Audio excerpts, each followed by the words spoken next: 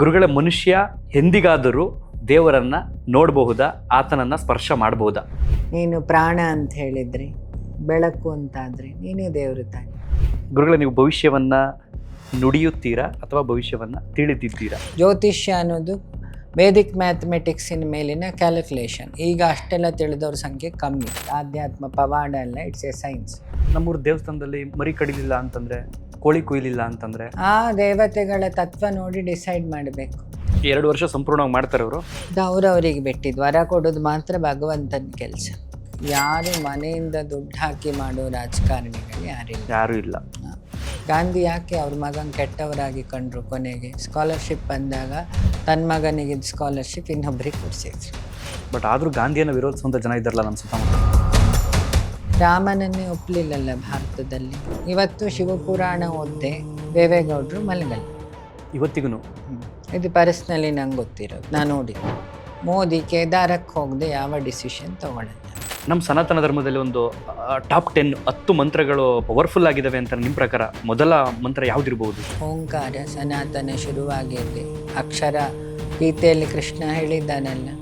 ಹರೀಶ್ ಅಡ್ವರ್ಗಳು ಅಂತ ಹೇಳ್ತೀವಿ. ಕಾಮ, ಕ್ರೋಧ, ಲೋಭ, ಮೋಹ, ಮದ, ಮತ್ಸರಿ ಅಂತ. ಈ 5 ವಿಷಯಗಳ ಬಗ್ಗೆ ನಿಮ್ಮ ಅಭಿಪ್ರಾಯ ಏನು? ನಿಮ್ಮ ಜೀವನದಲ್ಲಿ ಈ 5 ಇದೆಯಾ?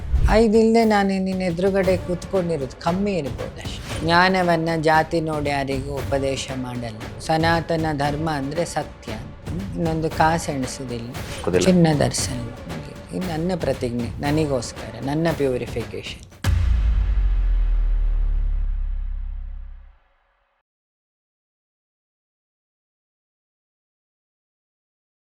ಗುರುಗಳ ಮನುಷ್ಯ ಎಂದಿಗಾದರೂ ದೇವರನ್ನ ನೋಡಬಹುದಾ, ಆತನನ್ನ ಸ್ಪರ್ಶ ಮಾಡಬಹುದಾ, ಅಥವಾ ಇಲ್ಲಿ ಅಥವಾ ಮೃತ್ಯುವಿನ ನಂತರ? ಪ್ರಶ್ನೆಯಲ್ಲೇ ಉತ್ತರ ಇತ್ತು.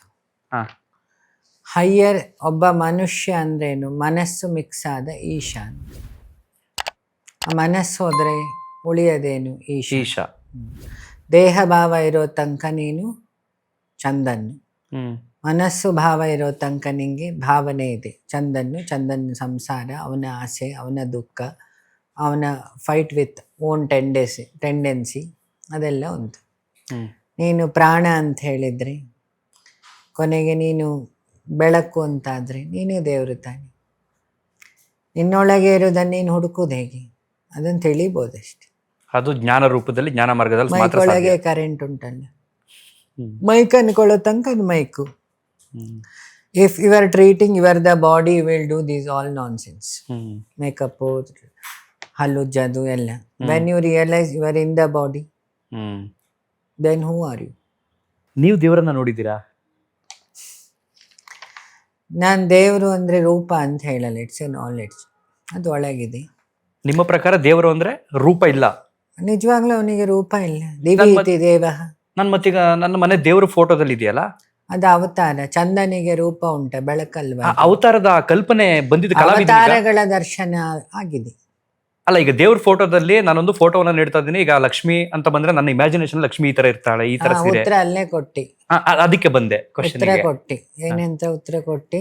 ನಿನ್ನ ಇಮ್ಯಾಜಿನೇಷನ್ ಅಲ್ಲಿ. ಹೌದು, ನನ್ನ ಕಲ್ಪನೆಯಲ್ಲಿ ದೇವ್ರ ಈ ತರ ಇದ್ದಾನೆ ಅಂತ ಗೊತ್ತಾಯ್ತು. ದೇವರು ಕಲ್ಪನೆ. ಆ ಕಲ್ಪನೆ ಬರೋದಕ್ಕಿಂತ ಮೊದಲು ದೇವರು ಕಲ್ಪನೆ ಆತಿ. ಅಲ್ಲ, ಆ ಕಲ್ಪನೆ ಬರೋದಕ್ಕೆ ನನಗೆ ಕಾರಣ ಏನು ಅಂತ ನನ್ನ ಮನೇಲಿರೋ ಗೋಡೆ ಮೇಲಿರೋ ಫೋಟೋ ನೋಡಿರ್ತೀನಿ ನಾನು.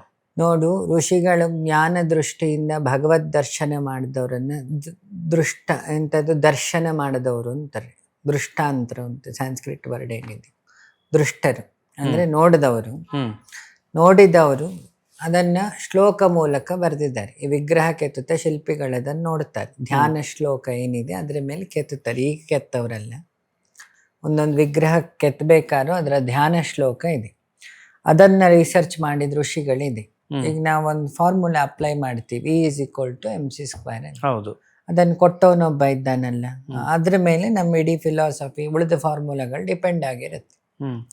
ಸೊ ಪ್ರತಿ ದೇವತೆಗಳನ್ನ ನೋಡಿದ ಋಷಿಗಳು ಅದನ್ನ ಬರೆದಿದ್ದಾರೆ. ಆಧ್ಯಾತ್ಮ ಇರೋದು ನಂಬಿಕೆಯಲ್ಲಿ, ಶಾಸ್ತ್ರ ಇರೋದು ಅಧ್ಯಯನದಲ್ಲಿ, ಭಕ್ತಿ ಇರುವುದು ಅನುಭವದಲ್ಲಿ. ಮೀರನಿಗಾದ ಅನುಭವ ಕನಕದಾಸರಿಗಾಗಬೇಕು ಅಂತಿಲ್ಲ, ಕನಕದಾಸರಿಗಾದ ಅನುಭವ ನಿಂಗಾಗಬೇಕು ಅಂತಿಲ್ಲ. ಅವರವರ ಇಂಟೆನ್ಸಿಟಿ. ರಾಯರ ಪ್ರಹ್ಲಾದನ ಇಂಟೆನ್ಸಿಟಿ ಆ ಲೆವೆಲಿಗಿತ್ತು. ಅಗ್ನಿ ಏನೂ ಮಾಡಲಿಲ್ಲ ಅವನನ್ನು, ಆನೆಯು ಏನೂ ಮಾಡಲಿಲ್ಲ, ಹಾವು ಏನೂ ಮಾಡಲಿಲ್ಲ. ನಾವು ಹಾವು ಕಚ್ಚೋದು ಬೇಡ, ಹಾವು ಹತ್ರ ಹೋಗ್ಲಿಕ್ಕೆ ಧೈರ್ಯ ಇದೆಯಾ ದೇವರ ಹೆಸರಲ್ಲಿ? ಈಗ ಮಹಾಭಕ್ತರು ಅಂತ ಲಿಸ್ಟ್ ಹಾಕೊಳ್ಳೋರು ಸುದ್ದಿಗೆ ಹೋಗೋದಿಲ್ಲ, ಎದ್ದು ಓಡ್ತಾನೆ ಅವನು. ಹ್ಮ್ ಇವಾಗ ಪೂಜೆ ಮಾಡೋ ನಾರಾಯಣನ ಮೂರ್ತಿ ಮೇಲೆ ಹಲ್ಲಿಲ್ಲದ ನಾಗರಾವನ್ನೇ ಬಿಡ್ತೀನಿ ನಾನು. ಕೂರ್ತಾನಂತ ಅವನು ಹೇಳಲ್ಲ, ಹಲ್ಲಿದೆ ಅನ್ಕಂಡೆ ಭಾವಿಸಿ ಕೂತಿರ್ತಾನೆ. ಅದನ್ನೇನ್ ಮೂಢನಂಬಿಕೆ ಅಂತಾನೆ ಹೇಳ್ಬೇಕಾಗಾದ್ರೆ? ಹಾಗಂತಲ್ಲ, ಅವನ ಶ್ರದ್ಧೆ ಆ ಲೆವೆಲ್, ಲಿಮಿಟ್ ಆ ಲೆವೆಲ್ ರೀಚ್ ಆಗ್ಲಿಲ್ಲ ಅಂತ ಅಷ್ಟೇ. ಆಗಿಲ್ಲ. ಸೊ ರೀಚ್ ಆದವನು ಆ ರೀತಿ ಮಾಡಲ್ವಾಗಾದ್ರೆ? ರೀಚ್ ಆದವನಿಗೆ ಕ್ಲಾರಿಟಿ ಇರುತ್ತೆ. ಆ ಕಲ್ಗೋಗಿ ಅಭಿಷೇಕ ಮಾಡ್ಬೇಕು ಅಂತ. ಈಗ ಹಾರ್ಟ್ ಅನ್ನು ನೋಡದೆ ಇರೋ 1ನೇ ಕ್ಲಾಸ್ ಹುಡುಗ ಹಾರ್ಟ್ ಬರಿ ಅಂದ್ರೆ ಏನ್ ಬರಿಬಹುದು? ಬರೆಯಕ್ ಸಾಧ್ಯ ಇಲ್ಲ. PUC ಸೈಟ್ ಹೊಡೆದ ಬರೀತಾನಪ್ಪ, ಅವ್ನು ಇಮ್ಯಾಜಿನೇಷನ್ ಬರೀತಾನೆ. ಬರೀತಾನೆ, ಇಮ್ಯಾಜಿನೇಷನ್ ಲೈನಿಗೆ ಬಂದಿ. ಅದೇ PUC ಇರೋ ಸೈಟ್ ಹೊಡಿ ಅವ್ನು ಹಾರ್ಟ್ ಬರಿ ಅಂದ್ರೆ ಏನ್ ಬರೀತಾನೆ? ಬಾಣ ಚುಚ್ಚು ಬರೀತಾನೆ. ಹೌದಲ್ಲ? ಅದೇ OT ಹಾರ್ಟ್ ಡಾಕ್ಟರ್ ಮಂಜುನಾಥ್ ಡಾಕ್ಟ್ರಿಗೆ ಹೋಗಿ ಹಾರ್ಟ್ ಬರೀರಿ ಪಕ್ಕ ಬರೀತಾರೆ. ಅಲ್ಲಿ ಕ್ಲಾರಿಟಿ ಸ್ಟೇಟ್ಮೆಂಟ್. ಅದೇ ಧ್ಯಾನ ಶ್ಲೋಕ. ಇನ್ನುಳಿದದ್ದೆಲ್ಲ ಇತ್ತಲ್ಲ, ಅದು ಇಮ್ಯಾಜಿನರಿ. ಗುರುಗಳ, ನೀವು ಭವಿಷ್ಯವನ್ನ ನುಡಿಯುತ್ತೀರಾ ಅಥವಾ ಭವಿಷ್ಯವನ್ನ ತಿಳಿದಿದ್ದೀರಾ? ಚೂರ್ ನಾನು ನಿಂಗೊಂದು ಉತ್ತರ ಕೊಡ್ತೀನಿ. ನನ್ನ ಹತ್ರ 2 ಕಣ್ಣಿದೆ ಅಲ್ಲ, ನೀನ್ ನನ್ನನ್ನು ನೋಡ್ತಿದ್ದಿ, ನಾನು ನಿನ್ನನ್ನು ನೋಡ್ತಿದ್ದಿ. ಇದು ಸೂರ್ಯ ನೇತ್ರ, ಚಂದ್ರ ನೇತ್ರ ಅಂತ ಶಾಸ್ತ್ರದಲ್ಲಿ ಹೇಳ್ತೀವಿ. ಇದರ ವೇವ್ ಲೆಂತ್ ಇದ್ರದ್ದು ಜಾಸ್ತಿ ಇರುತ್ತೆ ಇದಕ್ಕಿಂತ. ಯಾಕೆ? ಚಂದ್ರನ ಫೋಕಸ್ ಕಮ್ಮಿ, ಬೇಕಾದ್ರೆ ಕಣ್ಣು ಮುಚ್ಚಿ ನೋಡ್ಬೋದು. ಇದರ ಫೋಕಸ್ ಜಾಸ್ತಿ ಇರುತ್ತೆ, ಮಾಡಿ ನೋಡ್ಬೇಕಾದ್ರೆ. ಹೌದೌದು, ನಿಜ ಅಲ್ವಾ? ಕಣ್ಣು ಮುಚ್ಚಿ. ಈಗ ಬಲಗಣ್ಣನ ಫೋಕಸ್ ಜಾಸ್ತಿ ಇದೆ, ಎಡಗಣ್ಣನ ಕಡಿಮೆ ಇದೆ. ಸೂರ್ಯನ ಪ್ರಕಾಶ ಯಾವ್ದು ಜಾಸ್ತಿ? ಸೂರ್ಯನೇ. ಚಕ್ಷುರು ಸೂರ್ಯೋ ಅಜಾಯತ, ಅವಾಗಲೇ ಹೇಳಿಯಾಗಿದೆ ಪುರುಷ ಸೂಕ್ತದಲ್ಲಿ. ಸೂರ್ಯ ಅನ್ನೋ ಶಬ್ದವನ್ನೇ ಇವರೆಲ್ಲ ಸನ್ರೈಸ್ ಎಲ್ಲ ಹುಡ್ಕೊಂಬದ್ಲು, ಸನ್ರೈಸ್ ಅಕ್ಕಿ ಬರೋ ಬದಲು ಜ್ಞಾನಿ ಪುರುಷ ಸೂಕ್ತ ಮಂತ್ರದಲ್ಲಿ ಚಕ್ಷುರು ಸೂರ್ಯೋ ಅಜಾಯತ, ಚಂದ್ರಮ ಮನಸ ಮುಖಾದಿಂದ್ರಶ್ಚಾಗ್ನಿಶ್ಚ, ಅಗ್ನಿ ಇದ್ದಾನಿಲ್ಲಿ. ಹಾಗಾಗಿ ರುಚಿ, ಸಪ್ತಧಾಮ ಸಪ್ತಜಿಭ, ರುಚಿ ನೋಡುದು ಅಗ್ನಿ. ಇಲ್ಲಿಂದ ಕೆಳಗೆ ಆದಿ ದೈವಿಕ, ಇಲ್ಲಿಂದ ಸರಸ್ವತಿ ಇರೋ ಜಾಗ, ಸ್ವರ ಬರೋದು ಈ ನಾಲಿಗೆಯಿಂದ. ಇಲ್ಲಿಂದ ಕೆಳಗೆ ಆಧ್ಯಾತ್ಮಿಕ, ಯಾರಿಗೆ ಗೊತ್ತಾಗಲ್ಲ, ಇಲ್ಲಿ ಭಗವಂತ ಇರೋ ಜಾಗ. ಸಣ್ಣ ಎಕ್ಸಾಂಪಲ್ ಅಲ್ಲಿ ಇಲ್ಲೇ ಪ್ರೂವ್ ಮಾಡ್ತೀನಿ. ಉಸಿರು ಎಳಕು, ಎಲ್ಲಿ ತಂಗ ಫೀಲ್ ಆಗುತ್ತೆ ನೋಡಿ, ಮಾಡಿ ನೋಡು. ಎಲ್ಲಿ ತಂಗ ಬಂತು ಫೀಲು? ಇಲ್ಲಿ ತಂಗ ಫೀಲ್ ಆಗ್ತದೆ. ಫೀಲ್ ಆಯ್ತು, ಎಳ್ದಂಗಾಯ್ತು. ಇಲ್ಲಿಂದ ಎಳ್ದು ಇಲ್ಲಿ ಬಂದು ನಿಂತ್ಕೊಂಡ. ಇಲ್ಲಿ ಫೀಲ್ ಆಗಲ್ಲ, ಅನುಭವ ಕಮ್ಮಿ, ರುಚಿ ಅನುಭವ ಇಲ್ಲಿ ತನಕ ಮಾತ್ರ. ಅದಕ್ಕೆ ಇದು ಆದಿ ದೈವಿಕ, ತಿಂದಿದ್ದು ಆದಿ ಭೌತಿಕ, ಇಲ್ಲಿಂದ ಇಲ್ಲಿ ಆಧ್ಯಾತ್ಮಿಕ. ಗಂಡು ಹೆಣ್ಣು ಸೇರಿ ಒಡಲಾಯಿತು, ಫ್ಯಾನ್ ರೆಡಿ ಆಯ್ತಷ್ಟೇ. ಕರೆಂಟ್ KEBಯಿಂದ ಬಂದಿದ್ದು, 2 ಒಂದೇ ದಿನ ಬಂದಿದ್ದಲ್ಲ ಅಂತ. ಹಾಗಾಗಿ 2ನೇ ತಿಂಗಳಲ್ಲಿ ಸ್ಕ್ಯಾನಿಂಗ್ ರಿಪೋರ್ಟ್ ಹೇಳೋದವ್ರು. ಪಿಂಡ ರೆಡಿ ಆದಾಗ್ಲೇ ಹೇಳಲಿಲ್ಲ, ಪಿಂಡದ ಮೂಮೆಂಟ್ ಆಗೋದು ಬೇರೆ ದಿನ. ಜೀವ ಪ್ರವೇಶ ಬೇರೆ, ದೇಹ ಪ್ರವೇಶ ಬೇರೆ. ಮೈಕ್ ರೆಡಿ ಆದ ದಿನನೇ ಕರೆಂಟ್ ಕನೆಕ್ಷನ್ ಆಯ್ತಾ? ನಿನ್ನ ಆಫೀಸಿಗೆ ಬಂದ್ಮೇಲೆ ಆಗಿದ್ದ? ಆಫೀಸಿಗೆ ಬಂದ್ಮೇಲೆ ಕನೆಕ್ಷನ್ ಆಯ್ತು. ಇದ್ರ ಹುಟ್ಟು ಬೇರೆ, ಅದ್ರ ಹುಟ್ಟು ಬೇರೆ ಅಂತ ಆಯ್ತಲ್ಲ. ಹಾಗಾದ್ರೆ ನಾವು ಹುಟ್ಟಿದಿನ ಹುಟ್ಟುಹಬ್ಬ ಅಂತ ಮಾಡ್ಕೊಳ್ತೀವಲ್ಲ, ಅದಲ್ವಾ? ಮೂರ್ಖತನದ ಪರಮಾವಧಿ. ಹುಟ್ಟಿದಿನ ಅಲ್ಲ, 9 ತಿಂಗಳು ಡೆಲಿವರಿ ಆದ್ಮೇಲೆ ಇವ್ರದೆಲ್ಲ ಕಾರ್ಯಕ್ರಮ. ತ್ರಿಕಾಲ ಜ್ಞಾನಿ ಆದ ಜ್ಞಾನಿ ಜ್ಞಾನಚಕ್ಷುಯಿಂದ ನೋಡಿರ್ತಾನೆ. ಅದಕ್ಕೆ ಧಿಯೋ ಯೋನ ಪ್ರಚೋದಯಾತ್. ಅವನು ಜ್ಯೋತಿಷಿ. ಜ್ಯೋತಿ ಅಂದ್ರೆ ಜ್ಞಾನದ ಬೆಳಕು ಹಿಡಿದು ಅನಲೈಸ್ ಮಾಡೋ. ಈ ಕಣ್ಣಿಗೆ ಆ ಪಾಸಿಬಿಲಿಟಿ ಇದೆ, ಎಲ್ಲರಿಗೂ ಇದೆ. ಅದಕ್ಕೆ ಹೇಳಿದ ಆಧ್ಯಾತ್ಮ ಪವಾಡ ಅಲ್ಲ, it's a science. It is not magic, it's a logic, but you have to learn. And ನೋಡು, ಒಬ್ಬ ಕಾರ್ ಓಡಿಸ್ತಾನೆ. ಕಾರ್ ಓಡಿಸ್ತಿದ್ದವನಿಗೆ ಅದು ಪವಾಡ ಅನಿಸುತ್ತೆ. ಕಾರ್ ಓಡಿಸೋವನಿಗೆ ಪೈಲಟನ್ನು ನೋಡಿ ಪವಾಡ ಅನಿಸುತ್ತೆ. ಪೈಲಟ್ಟಿಗೆ ರಾಕೆಟ್ ಓಡಿಸೋನ್ ನೋಡಿ ಪವಾಡ ಅನಿಸುತ್ತೆ. ಕಲ್ತ್ರೆ ನೀನು ಪೈಲಟ್ ಆಗ್ಬೋದಲ್ಲ, ಅಷ್ಟೇ ಮ್ಯಾಟ್ರ್. ಕಲಿಬೇಕಷ್ಟೇ.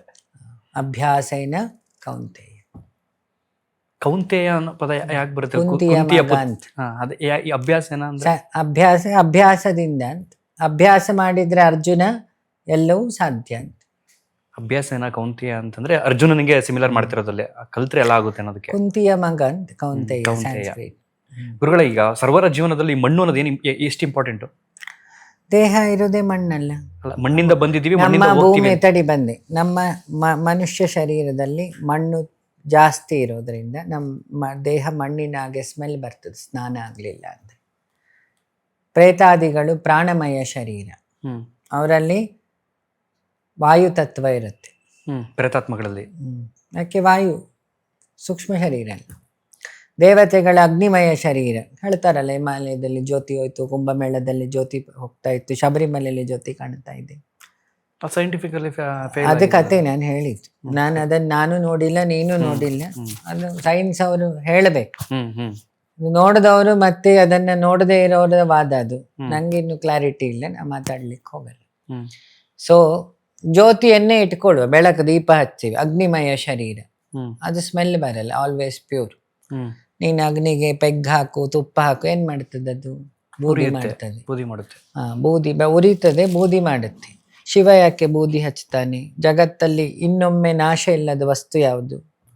ಭಸ್ಮ ಮಾತ್ರ. ಭಸ್ಮಕ್ಕೆ ನೀವು ಪೆಟ್ರೋಲ್ ಹಚ್ಚಿ ಬೆಂಕಿ ಹಚ್ಚಿ ನೋಡಿ, ಅದು ಭಸ್ಮ ಹಂಗೆ ಉಳಿಯುತ್ತೆ. ಶಿವ ಇನ್ಫೈನೈಟ್, ಅವನು ಹಚ್ಚೋದು ಇನ್ಫೈನೈಟ್. ವಿಷ್ಣು ಮೂರ್ನಾಮದ ಅದನ್ನೇ ಹೇಳಿದೆ, ಎಡ, ಪಿಂಗಳ, ಮತ್ತೆ ಸೂರ್ಯನಾಡಿ, ಚಂದ್ರನಾಡಿ, ಸುಷುಮ್ನಾ ನಾಡಿ. ಸೊ ಹಿಂಗ್ ಬಂದ್ರೆ 3 ಮಹೇಶ್ವರ, ಹಿಂಗ್ ಬಂದ್ರೆ 3 ಮೂರನ್ನು ಗೆದ್ದವನು, ಮೂರನ್ನು ದಾಟದವನು. ಅರ್ಥ ಇಷ್ಟೇ. ಖಾಲಿ ಹಣೆ ನೋಡಪ್ಪ, ಈ ನಾಮ ಎಲ್ಲ ಬಿಡಿ. ಜಗತ್ತು ಗಲಾಟೆ ಶುರುವಾಗಿದ್ದಲ್ಲಿ ಫಸ್ಟ್ ಇದ್ದಿದ್ದೇನು? ಮಗು ಹುಟ್ಟುತ್ತ. ಹೌದು. ತಂದನನ್ ಮನೇಲಿ ಹೆಸರಿಟ್ಟಿದ್ದಲ್ಲ. ಅದ್ರಲ್ಲಿ ಯಾರ್ದೆಲ್ಲ ಇನ್ಫ್ಲೂಯೆನ್ಸ್ ಇದೆ? ಜ್ಯೋತಿಷ್ಯರದ್ದು, ಪಂಚಾಂಗದವರು, ಅಮ್ಮಂದು, ಅಪ್ಪಂದು, ಗೂಗಲ್ ಅವ್ರದ್ದು, ಈಗ ಗೂಗಲ್ ಅವ್ರದ್ದು, ಪಕ್ಕದ ಮನೆ ಹೆಂಗಸರದ್ದು, ಆಚೆ ಈಚೆ ಊರು ಹಾಳು ಮಾಡೋ ಒಂದಿಷ್ಟು ಜನರದ್ದೆಲ್ಲ ಮಿಕ್ಸ್ ಆಗಿ ಆ ಮಗುವನ್ನು ಬಲಿಪಶು ಮಾಡ್ತೀವಿ. ಅದನ್ನು ಕೇಳಿ ಇಟ್ಟಿದ್ದೀರಾ, ನಿಂಗೆ ಯಾವ್ದು ಹೆಸರು ಬೇಕು ಅಂತ. ಇವನಿಗೆ ಅನ್ಸಿದ್ದು ಅದಕ್ಕೆ ಅನಿಸಿ, ಅದಕ್ಕೆ ಪಾಪ ಹಾಲ್ ಟಿಕೆಟಲ್ಲಿ ಅಲ್ಲಿ ಹೋಗಿ ಹೆಸರು ಬರೆಯಂಗೂ ಇಲ್ಲ, ಶ್ರೀರಾಮ ಅಂತ ಇಟ್ಟಿರ್ತಾರೆ, ಸುಳ್ಳು ಹೇಳಂಗೂ ಇಲ್ಲ. ನೋಡ್ತದೆ ಇರೋ 11 ಲೆಟ್ರ್ ಉದ್ದ ಹೆಸರು ಬಾಕ್ಸಿಗೆ ಇವನು 14 ಲೆಟ್ರ್ ಸೇರ್, ಅದು ಬೇರೆ. ಮನೆ ಹೆಸರು ಬೇಕು, ಅಜ್ಜಂದು ಆ್ಯಡು. ಇನ್ನೊಬ್ಬ ಊರ ಹೆಸರು ಬೇಕು, ಇನ್ನೊಂದು ಆ್ಯಡು. ಅಪ್ಪನ ಹೆಸರು ಸೇರಿಸ್ಬೇಕು, ಇನ್ನೊಂದು ಆ್ಯಡು. ಅವ್ರ ಮನೆ ನಾಯಿ ಹೆಸರು ಸೇರಿಸಿದ್ರೆ ಸರಿ ಆಗ್ತದೆ. ಜಗತ್ತಲ್ಲಿ ಇಷ್ಟೆಲ್ಲ ಗಲಾಟೆ ಆಗ್ತಿದೆ ಅಲ್ವಾ?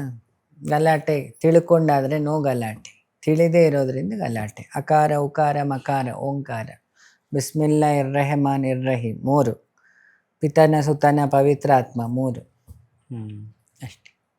ಅದೇ ನನ್ನ ಪ್ರಶ್ನೆ ಅಂತ್ಯ ಆಗಿದೆಯೇನು ಅಂತಂದ್ರೆ, ಭವಿಷ್ಯವನ್ನು ತಿಳಿದಿದ್ದೀರಾ ಅಥವಾ ನೀವು ನುಡಿತೀರಾ? ಅದು ಜ್ಞಾನ ಚಕ್ಷುಯಿಂದ ನೋಡಿದ್ರೆ ಕಾಣುತ್ತೆ, ಎಲ್ಲರಿಗೂ ಕಾಣ್ತದೆ. ನಮ್ಮ ಈ ರಾಜ್ಯದ ಮುಂದಿನ ಭವಿಷ್ಯ ಏನಿರ್ಬೋದು ನಿಮ್ಮ ಪ್ರಕಾರ? ಅದೇನಕ್ಕೆ ಈಗ ಆಲ್ರೆಡಿ ಹಿಂದೊಬ್ರು ಹೇಳಿದ್ದವ್ರು ಈಗ ಇದ್ದಾರಲ್ಲ. 4 ವರ್ಷದಿಂದ ನಾವು ಹೇಳಿದಾಗೆಲ್ಲ ನಗಾಡಿದ್ರು ಅಲ್ವಾ? ಇದನ್ನು ಫಸ್ಟ್ ಟೈಮ್ ಗುರುಪೂರ್ಣಿಮೆ ದಿನ ಡೆಲ್ಲಿಲಿ ಕೇಸಿಗೆ ಬಂದಾಗ, ಮೀಟ್ ಆದಾಗ, ಅದೇನೋ ಕೇಸ್ ನಡೀತಿತ್ತು ಗುರುಪೂರ್ಣಿಮೆ ದಿನ. ಅವತ್ತೊಂದು ಮಾತು ಹೇಳಿತ್ತು, ಪ್ರಮಾಣ ವಚನಕ್ಕೆ ರೆಡಿ ಇರಿ ಅಂತ. ಇದೆಲ್ಲ ಈಗ ಇದ್ದಾರಲ್ಲ, ಅದೆಲ್ಲ ಜಾಸ್ತಿ ಬಹಿರಂಗ ಆಗಿಲ್ಲ ಅನ್ಸುತ್ತೆ. ಹಾಗಾದ್ರೆ ಅದು ಯಾಕೆ ಬಹಿರಂಗ ಮಾಡಬೇಕು? ನೀವು ಹೇಳಿದವ್ರಿಗೆ ಗೊತ್ತಿದೆ. ಅವ್ರಿಗೆ ಗೊತ್ತಲ್ಲ. ನಾನು ಕೊಟ್ಟು ಉಂಗುರ ಇವತ್ತು ಕೈಯಲ್ಲೇ ಇದೆಯಲ್ಲ.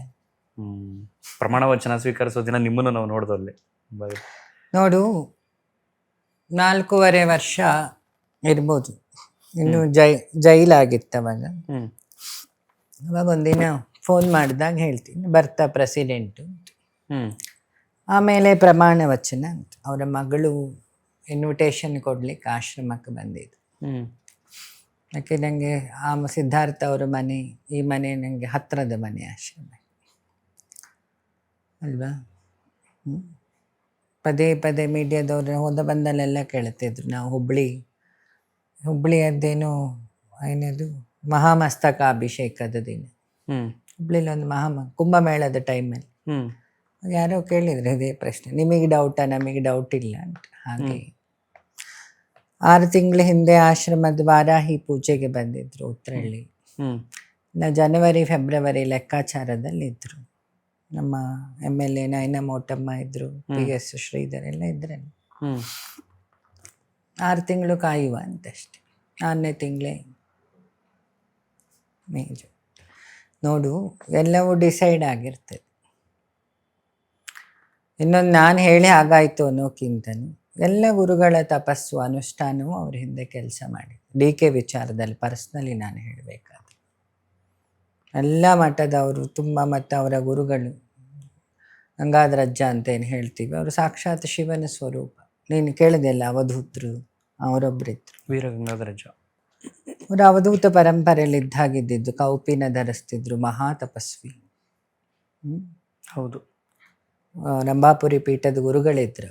ಕೊನೆಗೆ ಅವಧೂತರ ಥರ ಆಗ್ತಾರೆ ಅವರು, ಎಲ್ಲವನ್ನು ನಿರ್ಲಿಪ್ತ ಆಗ್ತಾರೆ. ಮುಕ್ತಿಮಂದ್ರ ಅಂತೀವಿ. ಅವರು ಬರೀತಾರೆ, ಅವರ ಸೋಲು ಒಂದು ನಂದಿ ವಿಗ್ರಹಕ್ಕೆ ಬಂದು ಬರೆಯುತ್ತೆ. ಅದನ್ನೇ ಅಜ್ಜಯ್ಯ ಬರೀತಾರೆ ಅಂತ ಹೇಳ್ತಾರಲ್ಲ. ಇಲ್ಲೇ ಇದೆ ಬೆಂಗಳೂರಲ್ಲಿ ಒಂದು ಬರವಣಿಗೆ, ಹಿಂಗೆ ಎಲ್ಲ ಅಕ್ಷರದಲ್ಲೇ ಬರೆಯುತ್ತೆ ಅದು ಬೋರ್ಡ್ ಮೇಲೆ. ಹಾಗಾಗಿ ಅಲ್ವಾ, ಸಹಜವಾಗಿ ಅಜ್ಜಯ್ಯ ಅನ್ನುವಂಥ ಶಬ್ದ ಕರೆಯುವಂಥದ್ದು ಹಿರಿಯರು ಅನ್ನೋ ಕಾರಣಕ್ಕೆ. ಹೇಗೆಂದ್ರೆ ಉಕ್ಕಡಗಾತ್ರಿ ಅಜ್ಜಯ್ಯ ಅಂತನೂ ನೋಡು, ವೀರಶೈವರಲ್ಲಿ ಗುರುಗಳಿಗೆ ಅಜ್ಜಯ್ಯ ಅಂತಾರೆ, ತಂದೆಗೆ ಅಪ್ಪಾಜಿ ಅಂತಾರೆ. ಸನ್ಯಾಸಿಗಳಿಗೆ ಅಜ್ಜಯ್ಯ, ಅಪ್ಪಾಜಿ ಈ ಶಬ್ದಗಳನ್ನು ಯೂಸ್ ಮಾಡಿದೆ. ಅಜ್ಜವರು ಬಂದರು ಅಂತ. ಉತ್ತರ ಕರ್ನಾಟಕದಲ್ಲಿ ಸನ್ಯಾಸಿಗಳನ್ನು ಹಾಗೆ, ಇಲ್ಲಿ ತುಮಕೂರು ಕಡೆ ಎಲ್ಲ ಬುದ್ಧಿಯರು ಬಂದರು ಅಂತಾರೆ. ನಾವಿಲ್ಲಿ ನಮ್ಮ ಕಡೆ ಸ್ವಾಮೀಜಿ ಅಂತೀವಿ ಅಲ್ವಾ. ಹಾಗಾಗಿ ಸೊ ನಾನು DK ಅವರ ಎಕ್ಸಾಂಪಲ್, ಅವರ ಶಿವಪೂಜೆ, ಗಂಗಾಧರಜ್ಜನ ಅನುಗ್ರಹ, ಜೊತೆಗೆ ಎಲ್ಲ ತಪಸ್ವಿಗಳ ಎಲ್ಲ ಸನ್ಯಾಸಿಗಳಿಗೂ ನಾನು ನೋಡಿದ ಹಾಗೆ ತುಂಬ ತಗ್ಗಿ ಬಗ್ಗಿ ಧರ್ಮ ಅನ್ನೋ ವಿಚಾರದಲ್ಲಿ ತಗ್ಗಿ ಬಗ್ಗಿ ನಡೆಯೋ ಮನುಷ್ಯ. ಯಾರೇನಾರು ಅಂದ್ಕೊಂಡ್ರು ತಲೆ ಕೆಡಿಸ್ಕೊಂಡನಲ್ಲ ಅಲ್ವಾ. ಪಕ್ಷಕ್ಕೂ ನಿಷ್ಠೆಯಿಂದಿದ್ದಾರೆ, ಸ್ವಧರ್ಮವನ್ನು ಅವರು ಬಿಡಲಿಲ್ಲ. ನಾನು ನೋಡಿದೆ ಎರಡನ್ನೂ DK ಅವ್ರ ಹತ್ರ ನೋಡ್ಬೋದು. ಅದು ಆತ್ಮಸ್ಥೈರ್ಯ ಇರೋ ವ್ಯಕ್ತಿಗೆ ಮಾತ್ರ. ಶಿವಪೂಜೆ ಮಾಡಿದರೆ ಏನು ಬರುತ್ತೆ ಅಂದರೆ ಈ ನಾಲೆಡ್ಜ್ ಬರುತ್ತೆ ಅಲ್ವಾ. ಅವ್ರು ಇವತ್ತು ನೋಡಿ ನಾನ್ ವೆಜ್ ತಿನ್ನಲ್ಲ, ಅದೇ ಹೇಳಿದ್ರು. ಶಿವಪೂಜೆ ಮಾಡದೆ ಅವ್ರು ಹೊರಗೆ ಬರಲ್ಲ, ಅವ್ರ ಜೋಬಲ್ಲಿ ಯಾವಾಗಲೂ ಬೆಲ್ಪತ್ರ ಇರ್ತದೆ. ಮನುಷ್ಯನ ಹಕ್ಕಲ್ವ ಆಹಾರ, ಅದು ನಾನ್ ವೆಜ್ ಅನ್ನೋ ತಾರತಮ್ಯ ಹಾಗಂತ ಏನಿಲ್ಲ. ನೋಡು, ಈ ಜಿಮ್ಮಿಗೆ ಹೋಗೋವನಿಗೆ ಅಂದೇ ಅದು ಫುಡ್ ಸಿಸ್ಟಮ್ ಇರುತ್ತೆ. ಹೌದು ಅಲ್ವಾ. ಹೌದು. ಈಗ ನಮ್ಮೂರ ದೇವಸ್ಥಾನದಲ್ಲಿ ಮರಿ ಕಡಿಲಿಲ್ಲ ಅಂತಂದ್ರೆ, ಕೋಳಿ ಕುಯ್ಲಿಲ್ಲ ಅಂತಂದ್ರೆ, ಆ ದೇವತೆಗಳ ತತ್ವ ನೋಡಿ ಡಿಸೈಡ್ ಮಾಡಬೇಕು. ಮೋದಿ ತಿನ್ನಲ್ಲ, ಅದಕ್ಕೆ ಮೋದಿಗೆ ಎಕ್ಸಾಂಪಲ್ ಬರ್ತೀನಿ. ಮೋದಿ ಆಹಾರ ಮಶ್ರೂಮ್, ಅವನು ಯೋಗಿ ಪದ್ಧತಿ ಜೀವನ. ಹಿಮಾಲಯದ ಯೋಗಿಗಳು ತಿನ್ನೋದೆಲ್ಲ ಅವರು ತಿಂತಾರೆ, 3 ಗಂಟೆಗೆ ಹೇಳ್ತಾರೆ, ಅವ್ರದ್ದೊಂದು ಸಿಸ್ಟಮ್. ದೇವತೆಗಳಲ್ಲಿ ಸಾತ್ವಿಕ ದೇವತೆಗಳಿದ್ದಾರೆ. ನಿಮ್ಮ ಕೈಲಿ 5 ಬೆರಳಿದೆ, 5 ಬೆರಳು ಒಂದೇ ಥರ ಇದೆಯಾ? ಬೇರೆ ಬೇರೆ ಥರನೇ ಇದೆ, ವಿಧವಾಗಿದೆ ಅಲ್ವಾ. 5 ಬೆರಳು ಒಂದೇ ಥರ ಇದೆಯಾ? ಇಲ್ಲ. ಸೊ ದೇವತೆಗಳು ಆ ರೀತಿ. ದೇವತೆಗಳಲ್ಲಿ ಸಾತ್ವಿಕ ದೇವತೆಗಳು, ತಾಮಸ ದೇವತೆ, ಲಕ್ಷ್ಮಿ, ಒಂದೇ ಬೆಳಕು. ಮಿಕ್ಸಿಯಲ್ಲಿ ಕೆಲಸ ಮಾಡ್ತುಂಟು, ದುರ್ಗೆ ಅನ್ಕೊಳ್ಳುವ, ಆ ಕೆಲಸನೇ ಬೇರೆ. ಓವೆನಲ್ಲೂ ಕೆಲಸ ಮಾಡ್ತಿರೋದು, ಕಾಳಿ ಅನ್ಕೊಳ್ಳುವ, ಹೀಟ್ ಮಾಡ್ತಾ ಇದೆ. ಅದೇ ಮಿಕ್ಸಿ ಇನ್ನೊಂದು ಕಡೆ ದೋಸೆ ಮೆಷಿನಲ್ಲೂ ಕೆಲಸ ಮಾಡ್ತಿದೆ, ಅದೇ ಕರೆಂಟ್. ಒಂದೇ ದೇವಿ ಅನ್ನೋ ಶಕ್ತಿ 3 ಥರ ಕೆಲಸ ಮಾಡ್ತಿದೆ. ವೋಲ್ಟೇಜ್ ವ್ಯತ್ಯಾಸ ಉಂಟು ತಾನೆ. ದೇವತೆಗಳಲ್ಲಿ ಸಾತ್ವಿಕ, ತಾಮಸ, ರಾಜಸ ಅಂತ 3 ಗುಣ ಉಂಟು. ರಾಜಸ ದೇವತೆಗಳು ದುರ್ಗೆ, ಇವರೆಲ್ಲ ರಕ್ಷಣಾ ದೇವತೆಗಳು. ಸಾತ್ವಿಕ ದೇವತೆಗಳು ಬ್ರಾಹ್ಮಿ, ಶಾಂತವಾಗಿರೋ. ತಾಮಸ ದೇವತೆಗಳು ಕಾಳಿ, ತಾರ, ದಶಮಹಾವಿದ್ಯೆ. ಚಾಮುಂಡೇಶ್ವರಿ ರಾಜಸ ಮತ್ತು ತಾಮಸ 2 ಉಂಟಲ್ಲ. ಚಾಮುಂಡೇಶ್ವರಿ ಕೆಳಗೆ ಇದ್ದಾಳಲ್ಲ, ಉತ್ತನಹಳ್ಳಿ ಮಾರಮ್ಮ. ಮಾರಮ್ಮ ಅಲ್ಲ, ಅವಳು ರಕ್ತ ಬೀಜಾಸುರನ್ನ ಕೊಂದವಳು. ಹೌದು. ನೀವು ಮಾರಮ್ಮ ಅಂತ ಹೆಸರಿಟ್ಟಿರಿ, ರಕ್ತೇಶ್ವರಿ ಇರುತ್ತೆ. ನಾಲಿಗೆಯಲ್ಲಿ ರಕ್ತವನ್ನು ತಗೊಳ್ತಾಳಲ್ಲ ದೇವಿ, ತಲೆ ತೆಗಿತಾ ಬರ್ತಾಳೆ. ರಕ್ತ ಬೀಳಬಾರ್ದು, ಅದಕ್ಕೆ ಅವಳನ್ನು ರಕ್ತೇಶ್ವರಿ ಅಂತ ಹೇಳಿ ರಕ್ತವನ್ನೇ ಸ್ವಾಹ ಮಾಡಿದವಳು ಅಲ್ವಾ. ಚಾಮುಂಡೇಶ್ವರಿ ಅವತಾರ ಆಗಿದ್ದ ಮಹಿಷಾಸುರನನ್ನು ವರ್ಧನೆ ಮಾಡೋದಕ್ಕೆ. ನಂಜುಂಡೇಶ್ವರನಿಗೆ ಪ್ರೇಮ ಆಗುತ್ತೆ, ನಂಜುಂಡೇಶ್ವರನಿಗೆ ಆಲ್ರೆಡಿ ಮದುವೆ ಆಗಿರುತ್ತೆ. ದೇವಿರಿ ದುಂಡಿರಿ ಅಂತ ಇಬ್ರು ಹೆಂಡ್ತಿರ್ತಾರೆ. ಚಾಮುಂಡೇಶ್ವರಿ ಮೇಲೆ ಪ್ರೀತಿ ಆದಾಗ ಅವಳ ಮಾಂಸ ತಿನ್ನೋಳ್ ಮನೆಗೆ ಹೋಗ್ತೀಯಾ ಅಂತ ಇವ್ರು ಅದೆಲ್ಲ ಕತೆ ಒಬ್ರೊಬ್ರೆ ಹೇಳುತ್ತೆ. ಕತೆಗಳದೆಲ್ಲ ನಂಗೆ ಗೊತ್ತಿಲ್ಲ. ನಂಗೆ ನೋಡು, ಸಪ್ತಮಾತೃಕೆಯ ವರ್ಣನೆ ಇದು ಅಥೆಂಟಿಕ್. ನೋಡು, ಒಂದು ದೇವಸ್ಥಾನಗಳ ಬಗ್ಗೆ ಆಡು ಭಾಷೆಯ ಕತೆ ಇರುತ್ತೆ, ಜನಪದದ ಕಥೆಯೂ ಇರುತ್ತೆ, ಶಾಸ್ತ್ರೀಯ ಕಥೆಯೂ ಇರುತ್ತೆ. ಅಥೆಂಟಿಕ್. ಈಗ ನಾನು ಹೇಳಿದೆ ಹೃದಯದ ಕಥೆ, ಅಥೆಂಟಿಕ್. ಹಾರ್ಟ್ ಹೇಗಿದೆ ಅಂತ ಅಲ್ವಾ. ನಿನ್ನ ಹಾರ್ಟ್ ಹೇಗಿದೆ ನಿಂಗೆ ಗೊತ್ತಾ? ಇಲ್ಲ. ಅದಕ್ಕೊಂದು ಮೆಷಿನ್ ಇಟ್ಟು ನೋಡ್ಬೇಕು, ಅಂದಾಜಿ ಗೊತ್ತಾಗ್ತದೆ. ಪಕ್ಕಾ ಗೊತ್ತಾಗಬೇಕಂದ್ರೆ ಕೊಯ್ದು ಅನಸ್ತೇಷ ಕೊಡದೆ ನಿಂಗೆ ಟಿವಿಯಲ್ಲಿ ತೋರಿಸ್ಬೇಕು, ನೋಡಿ ಇದು ಹೇಗಿದೆ, ಇದು ಅಥೆಂಟಿಕ್. ಅನಸ್ತೇಶಿಯಾ ಕೊಡದೆ ನೋಡಿದ್ರೆ ಅದನ್ನ ನೋಡಿದ ತಕ್ಷಣ ಹಾರ್ಟ್ ಅಟ್ಯಾಕ್ ಆಗ್ಬಿಡುತ್ತೆ ಹಿಂಗಿದ್ಯಾ ಅಂತ. ಪ್ರಿಡಿಕ್ಟರಿ, ಆಬ್ಸಲ್ಯೂಟು, ಅಬ್ಸಲ್ಯೂಟ್. ಪ್ರಿಡಿಕ್ಟರಿ, ಆಬ್ಸಲ್ಯೂಟು, ಕಲೆಕ್ಟಿವ್ 3 ಡಾಟಾ ಇದೆ. 3 ಡೇಟಾ. ಗುರುಗಳ ಒಳ್ಳೇದಾಗಬೇಕು ಅಂದ್ರೆ ದೇವಸ್ಥಾನಕ್ಕೆ ಹೋಗ್ಲೇಬೇಕಾ? ದೇವಸ್ಥಾನ ಅನ್ನೋ ಕಾನ್ಸೆಪ್ಟನ್ನು, ದೇವರು ಅನ್ನೋ ಕಾನ್ಸೆಪ್ಟ್ ಫಸ್ಟ್ ತಿಳಿಯಪ್ಪ. ಸತ್ಯಂ ವದ ಧರ್ಮಂ ಚರ, ಇದು ದೇವರು. ಸತ್ಯವೇ ದೇವರು. ಸತ್ಯಂ ಶಿವಂ ಸುಂದರಂ. ಅದನ್ನು ಟಾಪ್ ಮೋಸ್ಟ್ ದೇವರ ಪೂಜೆ. ಅದನ್ನು ಇಷ್ಟದಿಂದ ಮಾಡೋನಿಗೆ ದೇವಸ್ಥಾನ ಬೇಡ. ಟ್ಯೂಷನಿಗೆ ಹೋದಾಗ ಅದು ಧ್ಯಾನ ಗೀನ ಮಾಡೋರಿಗೆ ಸ್ಯಾಂಟಿಟಿ ಇರೋ ಟೆಂಪಲ್ಗಳಿಗೆ ಹೋಗ್ತಾರೆ. ಯಾಕೆ ಅಲ್ಲಿ ಹಿಂದೆ ಸುಮಾರು ಜನ ಅನುಷ್ಠಾನ ಮಾಡಿರ್ತಾರೆ, ಮಹಾಯೋಗಿಗಳು ಕೂತಿರ್ತಾರೆ. ಯೋಗಿಗಳ ಜೀವ ಸಮಾಧಿಯಲ್ಲಿ ಅವರ ಬೆನ್ನು ಮೂಳೆಯಲ್ಲಿ ಎನರ್ಜಿ ಇರುತ್ತೆ, ಬ್ರಹ್ಮನಾಡಿ ಈಗಲೂ ಆ್ಯಕ್ಟಿವ್ ಇರ್ತದೆ. That body is connected with cosmic ಇರುತ್ತೆ, ಪಾಸಿಟಿವ್ ಎನರ್ಜಿ. ಅಲ್ಲಿ ನೀನು ಕೂತಾಗ ನಿನ್ನ ಬಾಡಿಯಲ್ಲಿರೋ ಪಾಸಿಟಿವ್ ಆ್ಯಕ್ಟಿವ್ ಆಗ್ತದೆ. AC ಅಡಿ ಕೂತಿಯಲ್ಲಪ್ಪ, ಇದು ಯೋಗಿಗಳ ಸಮಾಧಿ. ನಾರ್ಮಲಿ ಟೆಂಪ್ರೇಚರ್ ಎಷ್ಟೇ ಬಿಸಿಲು ಹೊರಗಿದ್ರು AC ತಣ್ಣಗೆ ಮಾಡುತ್ತಲ್ಲ, ಇದು ಒಪ್ತೀಯ? ಹಾಗೆ ಗುರುಗಳ ಸಮಾಧಿ, ರಾಯರಾಗಲಿ ಶಿರಡಿ ಆಗಲಿ, ಅದೊಂದು AC ಇದ್ದೆ. ಅದಕ್ಕೊಂದು ಎಕ್ಸಾಂಪಲ್ ತಿರುವಣ್ಣಾಮಲೈ ಆಗ್ಬೋದಾ? ತಿರುವಣ್ಣಾಮಲೈ ಅನ್ನೋದು ಕಾಸ್ಮಿಕ್ ಟವರ್, ಹಿಮಾಲಯ ಇದ್ದಾಗೆ ಅಗ್ನಿಲಿಂಗ. It will purifies. ಅರುಣಾಚಲ, ಋಣವನ್ನು ನಾಶ ಮಾಡೋನು ಅರುಣ ಅಂತ. ಅಲ್ಲಿ ಹೋದರೆ ಋಣ ಹೋಗ್ತದೆ. ಈಗ ನಮ್ಮ ಕಡೆ ದೇವರಿಗೆ ಹರಕೆ ಕಟ್ಕೊಳ್ತಾರೆ. ಹರಕೆ ಅದು ದೇವರಿಗೆ ಆಮಿಷನ, ಅಥವಾ ನಾವು ಈ ಥರ ಹರಕೆ ಕಟ್ಕೊಂಡ್ರೆ ದೇವ್ರು ಮಾಡ್ತಾನೆ ಅನ್ನೋ ನಂಬಿಕೆನ? ನಿಮ್ಮ ಮಗು ನಿನ್ನ ಹತ್ರ ಏನಾದ್ರು ತಗೊಳ್ಬೇಕು ಅಂದ್ರೆ ಚೂರು ನಿನ್ನ ಪುಸ್ಲಾಯಿಸ್ತಾನೆ, ದೇವ್ರು ಅದಕ್ಕೆ ಒಲಿತಾನ? ಅವನ ಎಂಟರ್ಟೈನ್ಮೆಂಟ್, ಅವನಿಗೆ ಖುಷಿ ಪಡ್ತಾನೆ ಅಷ್ಟೇನೇನಿಲ್ಲ, ಬೈಕ್ ಏನಿಲ್ಲ. ನಿನ್ ಮಗ ಹಠ ಮಾಡಿದ್ ಫಸ್ಟ್ ಅವನು ನಿನ್ನ ಪುಸ್ಲಾಯಿಸ್ತಾನೆ, ಕೊಡ್ಲಿಲ್ಲ ಅಂತ ಇಟ್ಕೋ, ಅರ್ಥ ಆಯ್ತು. ಆರ್ತಿ ನೀನ್ ಕೊಟ್ರೆ ನೋಡು, ನಾನು ಹಿಂಗೆ ಹಂಗೆ ಮಾಡ್ತೀನಿ, ಹಿಂಗೆ ಮಾಡ್ತೀನಿ, ಆರತಿ ಆಯಿತು. ಇದು ಆಗಲಿಲ್ಲ ಅಂದರೆ ಜಿಜ್ಞಾಸು, ಕುಸ್ತಿ, ಮನೆಗೆ ಬರಲ್ಲ ಎಲ್ಲ ಭಯಪಟ್ಟು ಬ್ಲ್ಯಾಕ್ ಮೇಲ್ ಶುರು. ಅದಕ್ಕೂ ನೀನು ಬಗ್ಲಿಲ್ಲ ಅನ್ಕೋ, ಕೊನೆಗೆ ಏನಾಗ್ತದೆ, ಸುಸ್ತಾಗ್ತದೆ. ಸೊ ಅದಕ್ಕೆ ನಾವು ಮಕ್ಕಳು ಅವಂತ ಭಗವಂತ ತಂದೆ. ನೀನು ನಿನ್ನ ಮಗುವನ್ನು ಹೇಗೆ ಈ ಎಲ್ಲ ತುಂಟಾಟ ನೀನು ಸಿಟ್ಟಲ್ಲಿ ನೋಡ್ತೀಯ? ಇಲ್ಲ ಇಲ್ಲ, ನೋಡಲ್ಲ. ತುಂಟಾಟ ಅಲ್ಲ, ಪ್ರೀತಿಯಿಂದನೇ ನೋಡ್ಬೇಕು. ಸೊ ಹಾಗೇನೆ ದೇವ್ರು. ಸೊ ಕಾನ್ಸೆಪ್ಟಲ್ಲಿ ಹರಕೆ ಅನ್ನೋಂಥದ್ದು, ಈಗ ನಾವು ಮಕ್ಕಳು ಥರ ದೇವರಿಗೆ ಇದು ಮಾಡ್ಕೊಡಪ್ಪ, ನಾನು ಇದು ಮಾಡ್ತೀನಿ, ನನಗೆ ಇದಾದರೆ ನಾನು ನಾಳೆ ದಿನ ಇದು ಮಾಡ್ತೀನಿ ನಿನಗೆ. ಅದು ದೊಡ್ಡವರು ಮಾಡಿದಾರಲ್ಲ, ಅಭಾವಿಗಳು, ದೊಡ್ಡವರು ತಗೊಂಡೋಗಿ ಹರಕೆ ಅಂತ ಕಿರೀಟ ಕೊಡುವಂಥದ್ದು, ಖಡ್ಗ. ಈಗ ಎಕ್ಸಾಂಪಲ್ ನೆನ್ನೆ ವಿಜಯ್ ಅವರು ನೋಡು, ಒಂದೊಂದಕ್ಕೊಂದೊಂದು ಫಲ ಅಂತ ಉಂಟು. ಶತ್ರು ಸಂಹಾರಕ್ಕೆ ದೇವಿ ಉಪಾಸನೆ ತಗೊಂಡ್ರೆ ಖಡ್ಗಮಾಲ ಸ್ತೋತ್ರ ಹೇಳ್ತಾರೆ. DK ಆ ಖಡ್ಗಮಾಲ ಸ್ತೋತ್ರದಿಂದ ಹಾಸನಾಂಬಕ್ಕೆ ಪೂಜೆ ಮಾಡಿದ್ರು. DK ನೋಡಿದ್ರ? ಅದು ಇದೆಯಲ್ಲ, ಹಾಸನಾಂಬದಿಂದ ಪ್ರಸಾದ ಮಾಡಿದ್ರು ಅಲ್ವಾ? ಅಲ್ಲಿರುವುದೇನು ಹಾಸನಾಂಬದಲ್ಲಿ ಬ್ರಾಹ್ಮಿ, ಮಾಹೇಶ್ವರಿ, ವೈಷ್ಣವಿ.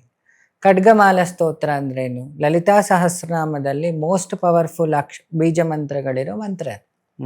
ಅದರಲ್ಲೇ ಸೆಲೆಕ್ಟೆಡ್ ಮಾಡಿ ವಿತ್ತಾಕರ್ಷಣಿ, ಲೋಕಾಕರ್ಷಣಿ, ಧನಾಕರ್ಷಣಿ, ಚಿತ್ತಾಕರ್ಷಣಿ ಎಲ್ಲ ಬರ್ತದೆ. 64 ಯೋಗಿನಿಯರ ಕಥೆ ಹೇಳಿದ್ನಲ್ಲ, ಅಣಿಮಾ ಸಿದ್ಧಿ, ಗರಿಮಾ ಸಿದ್ಧಿ.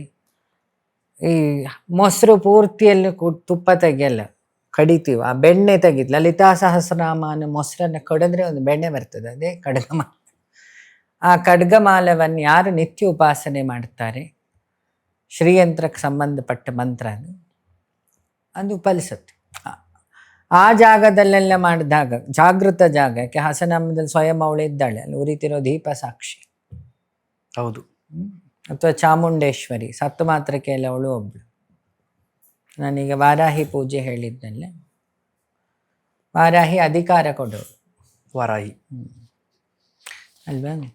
ಉತ್ತರಹಳ್ಳಿಯಲ್ಲಿ ಈಗಿನ ಮುಖ್ಯಮಂತ್ರಿಗಳಿಗೋಸ್ಕರ ಆ ಪೂಜೆಯನ್ನು ಮಾಡಿತ್ತು. ಅದನ್ನು ಹಿಂದೆ ಪವನ್ ಕಲ್ಯಾಣ ಮಾಡಿದ್ದು.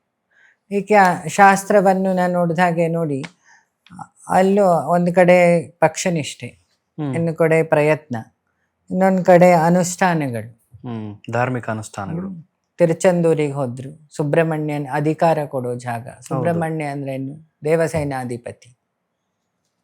ವಿಜಯ್ ಹೋದ, ವೇಲಿಡ್ಕೊಂಬಂದ, ವಿನ್ನಾದ್ರ. ಇದಾಗ 1 ತಿಂಗಳು ಮೊದಲು ಎಲ್ಲಿ ಹೋಗಿದ್ರು? DK ತಿರುಚಂದೂರಿಗೆ ಹೋಗಿದ್ರು. ಹೌದು. ಲಾಜಿಕಲಿ ಹೇಳ್ತಿರುತ್ತೆ. ಸ್ವಪ್ರಯತ್ನದ ಜೊತೆಗೆ ಲಕ್ ಜೊತೆಗೆ ಕೊಲ್ಲುವುದು, ದೈವ ಬಲವು ಇರ್ಬೇಕು. ಅಧಿಕಾರ ಕೊಡೋ ಜಾಗ. ಯಾಕೆ ಕೋಲಾಸುರನ್ನು ಸಂಹಾರ ಮಾಡಿದ ಜಾಗ, ಶತ್ರು ಸಂಹಾರದ ಜಾಗ. ಮುಖಾಂಬಿಕಾ ದೇವಿ, ಚಾಮುಂಡಿ ಸಂಹಾರದ ಜಾಗ. ಎಲ್ಲಿ ದೇವಿ ಸಂಹಾರವನ್ನು ಮಾಡಿರ್ತಾಳೋ, ಸಂಹಾರ ಅಂದ್ರೆ ನಾಶ ಅಂತಲ್ಲ, ನಮ್ಮ ದುಃಖ ನಾಶ ಆಗೋ ಜಾಗ. ಅಥವಾ ನಮಗೆ ತೊಂದರೆ ಮಾಡ್ತಾ ಇದ್ದಾನೆ, ಬೇಕಂತ ತೊಂದರೆ ಮಾಡ್ತಿದ್ರೆ ಅವನ ನಾಶ ಆಗೋ ಜಾಗ. ಹಾಗೆ ದೇವಿ ಕೋಲಾಪುರ, ಅದು ಕೋಲಾಸುರನನ್ನು ಕೊಂದ ಜಾಗ. ಮಹಾಲಕ್ಷ್ಮಿ ಈ ಕೇಳಿ ತಪಸ್ಸು ಅಂತ. ಇದು 3 ಉಂಗುರ ಕೊಟ್ಟಿತ್ತು, ತ್ರಿಮೂರ್ತಿಗಳ ಎನರ್ಜಿ ಇರೋ ಉಂಗುರಗಳು. ಒಂದು ಕುಮಾರಸ್ವಾಮಿ ಅವರಿಗೆ ಕೊಟ್ಟಿತ್ತು, ಇನ್ನೊಂದು ಯಡಿಯೂರಪ್ಪನವರಿಗೆ ಕೊಟ್ಟಿತ್ತು. ಬ್ರಹ್ಮ ವಿಷ್ಣು, ಕೊನೆಯದು ಶಿವನ ತಾಕತ್ತಿರೋ ಒಂದು ರಿಂಗನ್ನು 4.5 years ಹಿಂದೆ, ಎಲೆಕ್ಷನ್ ಆಗ್ಲಿಕ್ಕೆ 1.5 ವರ್ಷದ ಹಿಂದೆ, ಗುರುಪೂರ್ಣಿಮೆ ಅವತ್ತು. ಯಾರು ಕೊಟ್ಟಿದ್ರು ಇವರಿಗೆ? ಈಗಿನವರಿಗೆ. ಈಗ ನೋಡುವಂತ ವೀಕ್ಷಕರೀಗ ಇದನ್ನ ನಿರ್ದಿಷ್ಟವಾಗಿ ಗಮನಿಸ್ತಾರೆ. ನೀವು ದೊಡ್ಡ ದೊಡ್ಡವರಿಗೆ ಮಾತ್ರ ಯಾಕೆ ಕೊಡ್ತೀರಿ? ಯಾರು ಬಡವರಿಗೂ ಕೊಡ್ಬೋದಲ್ವಾ? ಹೌದಾ? ಅವರಿಗೂ ಆ ಸ್ಥಾನಕ್ಕೆ ಹೋಗ್ಬೋದಲ್ವಾ? ಈಗ ಹೋದವ್ರು ಸುಮಾರು ಜನ ಇದ್ದಾರಲ್ಲ. ಅಲ್ಲ, ಕೇಳ್ತಾರೆ. ಈಗ ನೀವು ಹೇಳಿದ 3 ನಮ್ಮ ಹೆಸರುಗಳು ಆಶ್ರಮದಲ್ಲಿ ಎಷ್ಟು ಜನ ಪಂಚಾಯತಿ ಮೆಂಬರ್ ಆಗಿಲ್ಲ, ಎಷ್ಟು ಜನ MLAಗಳಾಗಿಲ್ಲ, ಎಷ್ಟು ಬೋರ್ಡ್ ಮೆಂಬರ್ ಆಗಿಲ್ಲ. ಒಂದು ಆಶೀರ್ವಾದದ ಕಾರಣ, ಇನ್ನೊಂದು ವಾಕ್ಶಕ್ತಿಯೂ ಕಾರಣ, ಇನ್ನೊಂದು ಅವರ ಪ್ರಯತ್ನವೂ ಕಾರಣ ಅಲ್ವಾ? ಈ ರಾಜಕಾರಣಿಗಳು ಬಹುತೇಕ ನಿಮ್ಮ ಹತ್ರ ಬರ್ತಾರೆ, ಅದನ್ನ ನಾವು ಮಾಧ್ಯಮಗಳಲ್ಲಿ ಗಮನಿಸಿದ್ವಿ, ಕಣ್ಣಾರೆಯೂ ನೋಡಿದ್ವಿ. ಎಷ್ಟು ಜನ MP ಗಳಿಲ್ಲ? ಅದೇ ನಾವು ನೋಡಿದೀವಿ, ಅದನ್ನ ಕಣ್ಣಾರೆ ನೋಡಿದೀನಿ ನಾನು ವೈಯಕ್ತಿಕವಾಗಿ. ಎಷ್ಟು ಜನ MP ಗಳಿಲ್ಲ? ಹೌದು. ಲೆಕ್ಕ ಹಿಡಿದ್ರೆ 36-37 MLA ಆಶ್ರಮದ ಪರಮಡಿ ಓಟಿಗಳಲ್ಲಿ ಲಿಸ್ಟ್ ಹಾಕಿ ಹೇಳ್ತೇವೆ ಬೇಕಾದ್ರೆ. ಅಲ್ಲ ಗುರುಗಳು, ಅವ್ರಿಗೆ ಏನ್ ಸಲಹೆ ನೀಡ್ತೀರಿ ನೀವು? ಈಗ ನೀವು ಉಂಗುರ ಕೊಟ್ಟಿದ್ದ ಉದ್ದೇಶ ಏನು? ಅಧಿಕಾರಕ್ಕೆ ಬರಬೇಕು. That is the cosmic. ನೋಡು, ಭಗವಂತನಿಗೆ 3 ಪಕ್ಷವೂ ಒಂದೇ ತರ. ನನ್ನ ಗುರುಗಳು ಒಂದು ಹೇಳಿದ್ರು, 3 ಪಕ್ಷದಲ್ಲಿ ಟ್ಯಾಲೆಂಟ್ ಇರೋರು ಬರ್ಲಿ ಸ್ವಲ್ಪ ಹೊರಗೆ. ಭಗವಂತ ಲಿಸ್ಟ್ ಹಾಕ್ತಾನಲ್ಲ. ಕುಮಾರಸ್ವಾಮಿ ಬಂದ್ರು, ಸಾಲ ಮನ್ನಾ ಮಾಡಿದ್ರು. ಯಡಿಯೂರಪ್ಪನವ್ರು ಬಂದಾಗ ಮಠ ಮಂದಿರಗಳನ್ನು ಎತ್ತಿದ್ರು, ಸುಮಾರು ಕೆಲಸಗಳು ಮಾಡಿದ್ರು. ಆಪೋಸಿಟ್ ಪಕ್ಷಗಳು ಕಮೆಂಟ್ ಹೊಡೆಯೋದು ಅದು ಬೇರೆ, ನಾನು ನೋಡಿದ್ದು ಹೇಳ್ತಾ ಇರೋದು. BJPಯಲ್ಲಿ ಒಂದು ರಾಜಕಾರಣಕ್ಕೆ BJP ನೆತ್ತದವ್ರು ಯಾರಪ್ಪ? ಯಡಿಯೂರಪ್ಪನವ್ರು ಅನ್ಕೊಂಡು. ಹೌದು, ಇಲ್ಲಿ ಕರ್ನಾಟಕದಲ್ಲಿ ಮುಂದಿನ ಕತೆ ಬೇಡು, ಎತ್ತಿದ್ಯಾರ ಆ ಕಾಲಕ್ಕೆ ತಕ್ಕ ಪಕ್ಷ ಸಂಘಟನೆ ಅಂತ ಬಂದ್ರೆ ಮೊದಲ ಹೆಸರು ಯಡಿಯೂರಪ್ಪ. ಅವ್ರ ಹೆಸರು ಸೈಕಲ್ ಕಟ್ಕೊಂಡು ಸಂಘಟನೆ ಮಾಡಿದವರಲ್ಲಿ ಎಲ್ಲಾ ಸನ್ಯಾಸಿಗಳ ಹತ್ರ, ಹಿರಿಯರ ಹತ್ರ ಅವ್ರು ಹೇಗೆ ನಡ್ಕೊಳ್ತಾರೆ? ತಗ್ಗಿ ಬಗ್ಗಿ ನಡೆಯುವಂತ ತೋರಿಸಿದ್ರು. ಸಾಲ ಮನ್ನಾ ಮಾಡಿದ್ಯಾರು ಕರ್ನಾಟಕದಲ್ಲಿ? JDS ಅಲ್ಲಿ ಕುಮಾರಸ್ವಾಮಿ ಮಾಡಿದ್ರು ತಾನೇ. ಒಳ್ಳೇದು ಮಾತ್ರ ಲೆಕ್ಕ ಹಾಕೋಣ. ಈಗ DK ಬಂದ ತಕ್ಷಣ ಏನ್ ಮಾಡಿದ್ರು? ಮಕ್ಕಳಿಗೆ ಪಾಸು, ಯುವಕರಿಗೆ 10 ಲಕ್ಷ ಉತ್ತೇಜನ ನೀಡ್ತೀವಿ ಅಂತ ಹೇಳಿದ್ದು. ಅದೊಂದು ಕ್ರಾಂತಿ ತಾನೇ. ಈಗ ಇಷ್ಟು ವರ್ಷ ಗೌರ್ಮೆಂಟ್ ಅಲ್ಲಿ ಎಲ್ಲರಿಗೂ, ಬರೀ ಕಾಂಗ್ರೆಸ್ ಅವ್ರಿಗೆ ಆ ಮನುಷ್ಯ ಪಾಸ್ ಇಶ್ಯೂ ಮಾಡ್ಲಿಲ್ಲ. ಈಗ ಸಿದ್ದರಾಮಯ್ಯನವರು ಎಥಿಕಲ್ ಪರ್ಸನ್, ಆ ಮನುಷ್ಯನ ಅನ್ನಭಾಗ್ಯ ಯೋಜನೆ ಅವರು, ಆ ಮನುಷ್ಯ ಮಾಡಿದ ಕೆಲ್ಸನೂ ಉಂಟಲ್ಲ. ನಾನು ಯಾವಾಗ್ಲೂ ಹೇಳ್ತೀನಿ, ಬರೀತ ಕೆಟ್ಟದ್ದನ್ನು ಬರಿಬೇಡಿ, 6 ಪೇಜ್ ಬೇಕು. ಮಾಡಿದ ಒಳ್ಳೆ ಕೆಲ್ಸನ ಬರೀರಿ, ಅದನ್ನ ಮಾದರಿ ಹಾಕೊಂಡು ಇನ್ನೊಂದು ಒಳ್ಳೇದ್ ಮಾಡಿ. ಇದು ರಾಜಕಾರಣ. ಮನೆಯಿಂದ ತಂದಂತೂ ಮಾಡಲ್ಲ, ಸಾರ್ವಜನಿಕರ ತೆರಿಗೆ ಹಣದಲ್ಲಿ ಮಾಡ್ಬೇಕು, ಅದು ಮನ್ಸ್ಬೇಕಷ್ಟೇ.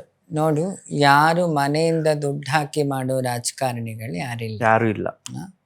ಆದ್ರೂ ಜನ ಕೊಟ್ಟ ದುಡ್ಡನ್ನ ತಾನೂ ಬೆಳೆದು ಸ್ವಂತ ಸುತ್ತನೂ ಬೆಳೆಸಿ ಸಮಾಜನೂ ಬೆಳೆಸಿ ಅನ್ನೋದು ಜನರ ರಿಕ್ವೆಸ್ಟ್. ಆತ ನಿಜವಾದ ಜನಪ್ರತಿನಿಧಿ ಆಗ್ತಾನೆ.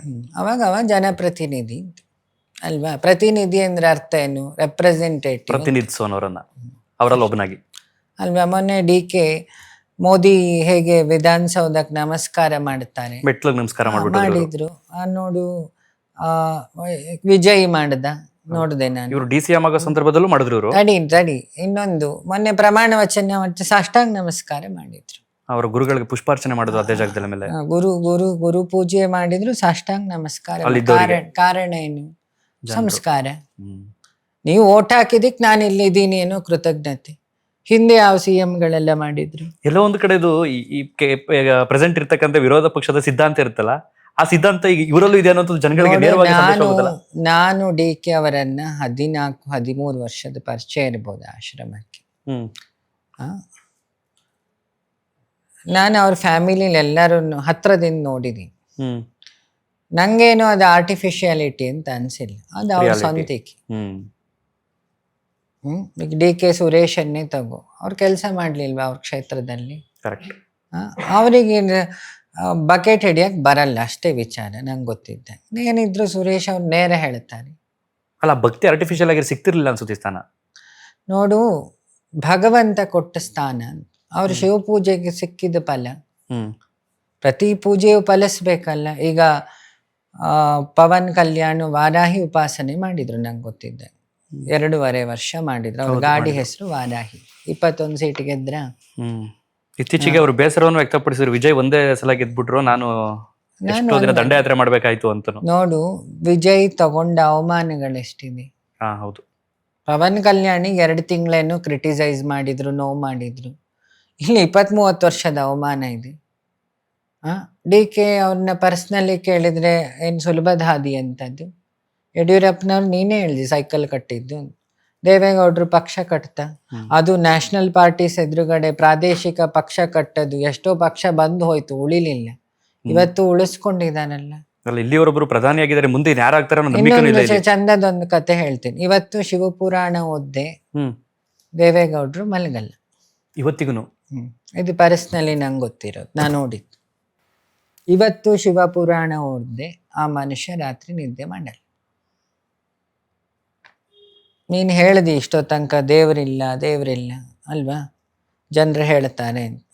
ಮೋದಿ ಕೇದಾರಕ್ಕೆ ಹೋಗದೆ ಯಾವ ಡಿಸಿಷನ್ ತಗೊಳ್ಳಲ್ಲ. ಈ ದೇಶಕ್ಕೆ ಸಂಬಂಧಪಟ್ಟಂಗೆ ನಿರ್ಧಾರ ತಗೋಬೇಕು ಅಂದ್ರೆ ಅಲ್ಲಿ ಹೋಗೇ ತಗೊಳ್ಳೋದು. ನೀನು ಯಾವುದೇ ಎಲೆಕ್ಷನ್ ನೋಡು, ಒಂದು ಕೇದಾರ, ಹೋದ ಎಲೆಕ್ಷನ್ ರಾಮೇಶ್ವರ, ಏನೆಲ್ಲ ಶಿವನ ಹತ್ರನೇ ಹುಡ್ತಾನೆ. ಅವ ಜಗತ್ತಿಗೆ ಜ್ಞಾನ ಕೊಡೋ ದೇವರು, ಜ್ಞಾನಿನಾಮ ಅಗ್ರಗಣ್ಯ ಅಂತ ಅಲ್ವಾ. ಯಾರು ನೋಡು, ರಾಜಧರ್ಮ ಅನ್ನೋದು ರಾಜಕೀಯ ಅನ್ನಲ್ಲದೆ, ಗೃಹಸ್ಥ ಧರ್ಮ, ರಾಜಧರ್ಮ, ವಿದ್ಯಾರ್ಥಿ ಧರ್ಮ, ಸನ್ಯಾಸ ಧರ್ಮ, ಎಲ್ಲ ಧರ್ಮ ಅಂತ ಒಂದು ಆ್ಯಡ್ ಇದೆ. ಅದನ್ನು ಹಾಗೆ ತಿಳಿದವನಿಗೆ ವಿಧಾನಸೌಧ ದೇವಸ್ಥಾನದ ಥರ ಕಾಣುತ್ತದೆ, ಜನರ ಸೇವೆ ಶಿವಪೂಜೆ ಥರ ಕಾಣುತ್ತೆ ಅಲ್ವಾ.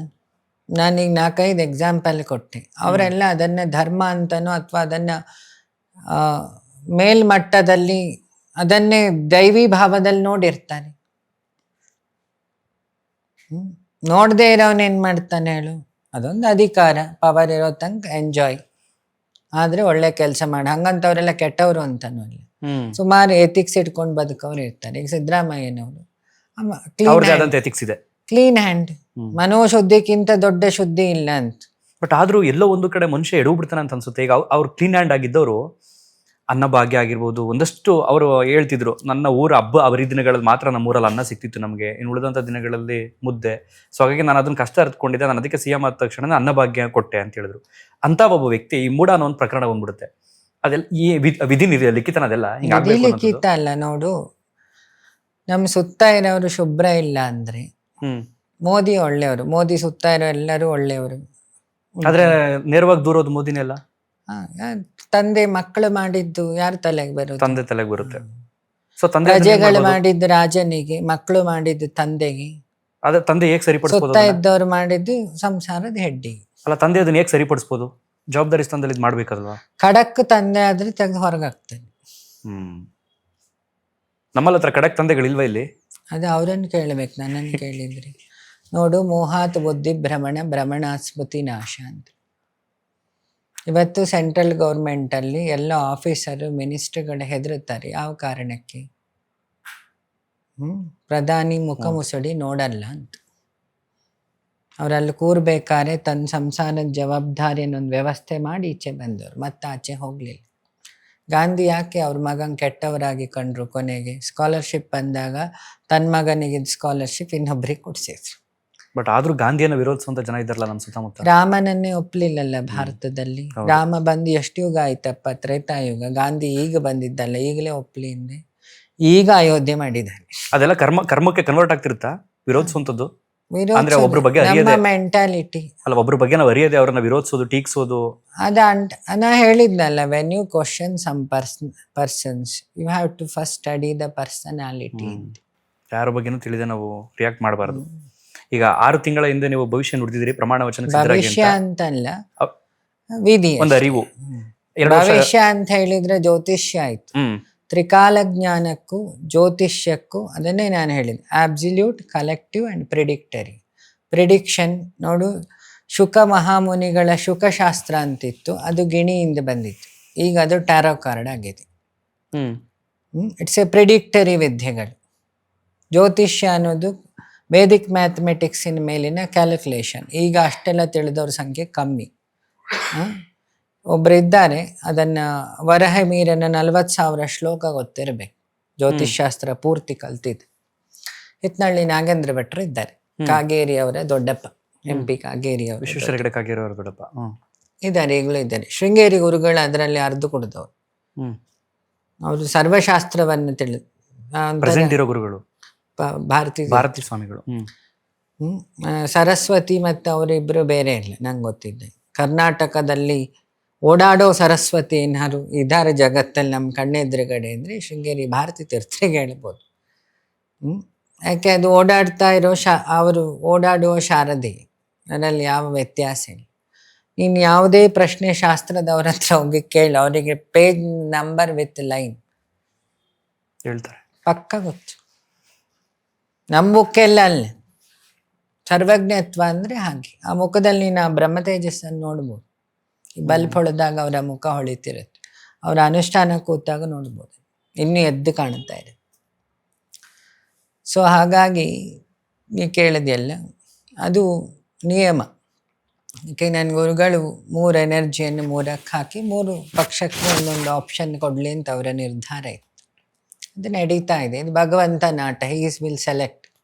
3ರಲ್ಲಿ ಯಾರು ಧರ್ಮ ಜಾಸ್ತಿ ಇದೆ ಅದನ್ನು ಕಂಟಿನ್ಯೂ ಮಾಡ್ತಾರೆ ದತ್ತಾತ್ರೇಯ. 2 ವರ್ಷ ಸಂಪೂರ್ಣವಾಗಿ ಮಾಡ್ತಾರೆ ಅವರು. ಅದು ಅವರವರಿಗೆ ಬಿಟ್ಟಿದ್ದು. ವರ ಕೊಡೋದು ಮಾತ್ರ ಭಗವಂತನ ಕೆಲಸ, ಅಲ್ವಾ? ನೀನು ಹೇಳಿದೆ ನೋಡು, ಮೋದಿಯಲ್ಲಿದ್ದ ಎಥಿಕ್ಸು ಇವತ್ತು BJPನಲ್ಲಿ ನಿಲ್ಲಿಸ್ತು. ಬಟ್ ಯಾರು ಏನೇ ಬಂದ್ರು ನಮ್ಮೂರಲ್ಲಿ ನಡೆಯುವಂಥ ಭ್ರಷ್ಟಾಚಾರ ಕಂಟ್ರೋಲ್ ಮಾಡೋಕ್ಕಾಗ್ತಿಲ್ಲ ತಾಲೂಕು ಆಫೀಸ್ಗಳಲ್ಲಿ. ಕೃಷ್ಣ ಬಂದ ತಕ್ಷಣ ಭ್ರಷ್ಟಾಚಾರ ಎಲ್ಲ ಹೋಯ್ತಾ? ಸತ್ಯಯುಗ ಅಂದರೆ 4 ಪಾದ ಧರ್ಮಕ್ಕೆ, ತ್ರೇತಾಯುಗದಲ್ಲಿ 3, ಸತ್ಯಯುಗದಲ್ಲಿ ಭಗವಂತ ನೇರ ಬಂದು ನಿಲ್ತಿದ್ದಂತೆ ದೇವತೆಗಳು. ತ್ರೇತಾಯುಗದಲ್ಲಿ ಭಗವಂತ ಅಗ್ನಿ ಮೂಲಕ ಬಂದ, ರಾಮ ಈ ಕಡೆ ಇದ್ದ, ರಾವಣ ಆ ಕಡೆ ಇದ್ದ, ಒಂದು ಸಮುದ್ರ ಗ್ಯಾಪ್ ಇತ್ತು. ದ್ವಾಪರದಲ್ಲಿ 2 ಪಾದ ಧರ್ಮಕ್ಕೆ, ನಂದಿ ಅಂತ ಇಟ್ಕೊಳ್ಳುವ ಧರ್ಮನನ್ನು, 2 ಪಾದ, 2 ಕಾಲಿಗೆ ಊರಿದ್ದ, ಅರ್ಧ ಪಾಪ ಅರ್ಧ ಪುಣ್ಯ. ಒಂದೇ ಫ್ಯಾಮಿಲಿಲಿ ಪಾಂಡವರು ಇದ್ರು, ಕೌರವರು ಇದ್ರು. ಇದು ಕಲಿಯುಗ. ಒಬ್ಬನೇ ಮನುಷ್ಯನಲ್ಲಿ ಒಳ್ಳೆಯದು ಉಂಟು, ಕೆಟ್ಟದ್ದು ಉಂಟು. ಇದು ಕಲಿ ಧರ್ಮ, ಅದಕ್ಕೆ ಯುಗ ಧರ್ಮ ಅಂತಾರೆ. 1974ಗೆ ಕಲಿಯ ಧರ್ಮ ತಕ್ಕ ಮಟ್ಟಿಗೆ ಮುಗಿದ ಹಾಗೆ. ಈಗ ಸಂಧಿ ಕಾಲದಲ್ಲಿ ಇರೋದು. 1974 ಮುಗಿಯೋ ಅಂತ ಬಂದಿದೆ ಅಂತನಾ? ಮುಗ್ದ ಕಾರ್ಯಕ್ರಮ ಅದು. 1974 ಋಷಿ ಧರ್ಮ ಶುರುವಾಗಿರೋದು. ಸಂಧಿ ಕಾಲ ಅಂತಿದೆ. ನೆಕ್ಸ್ಟ್ ಈಗ ಮುಂದಿನ ಈಗ ನಡೀತಿರೋದು ಸಂಧಿ ಕಾಲ. ಸಂಧಿ ಕಾಲ ಅಂದರೆ ಹಳೆ ಜೊಳ್ಳೆಲ್ಲ ಹೋಗುವ ಕಾಲ. ಈಗ ಯುದ್ಧ ಎಲ್ಲ ಅದಕ್ಕೆ ಆಗ್ತಿರೋದು. ಗಟ್ಟಿ ಮಾತ್ರ ಉಳ್ಕೊಳುತ್ತೆ ಹಾಗಾದ್ರೆ ಈಗ. ಹೌದಲ್ಲ, ಇವತ್ತಿನ ತನಕ ಬುದ್ಧಿ ಉಪಯೋಗಿಸಿ ಎಲ್ಲ ದೇಶದ ಮಧ್ಯೆ ತಂದಿಟ್ಟು ಆಟ ಆಡಿದ ದೇಶ ಯಾವ್ದಪ್ಪ? ಅಮೇರಿಕಾ. ಅಲ್ಲಿ ಪ್ರಧಾನಿ ಅಲ್ಲಿಗೆ ತಂದಿಟ್ಕೊಂಡ.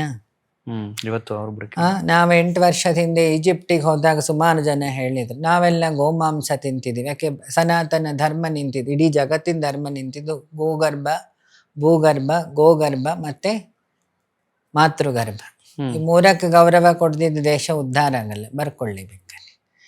ಅವತ್ತು ನಾವು ಹೇಳಿತ್ತು, after 8 years my brother you will wait, it will effects your genetics ಅಂತ. ರಕ್ತಪಾತ ಎಲ್ಲ ಆಗ್ತಿರೋದು ಜಾಸ್ತಿ ಯಾವ್ಯಾವ ದೇಶದಲ್ಲಿ? ಎಲ್ಲಿ ಗೋವಿನ ರಕ್ತ ಹರಿಸಿತ್ತು. ಪಾಶ್ಚಾತ್ಯ ರಾಷ್ಟ್ರಗಳಲ್ಲಿ. ಗಾಯತ್ರಿ ಅನ್ನೋ ಶಬ್ದದಲ್ಲಿ 3 ಅಳಿಸಿದ್ರೆ ಏನು ಉಳಿತು?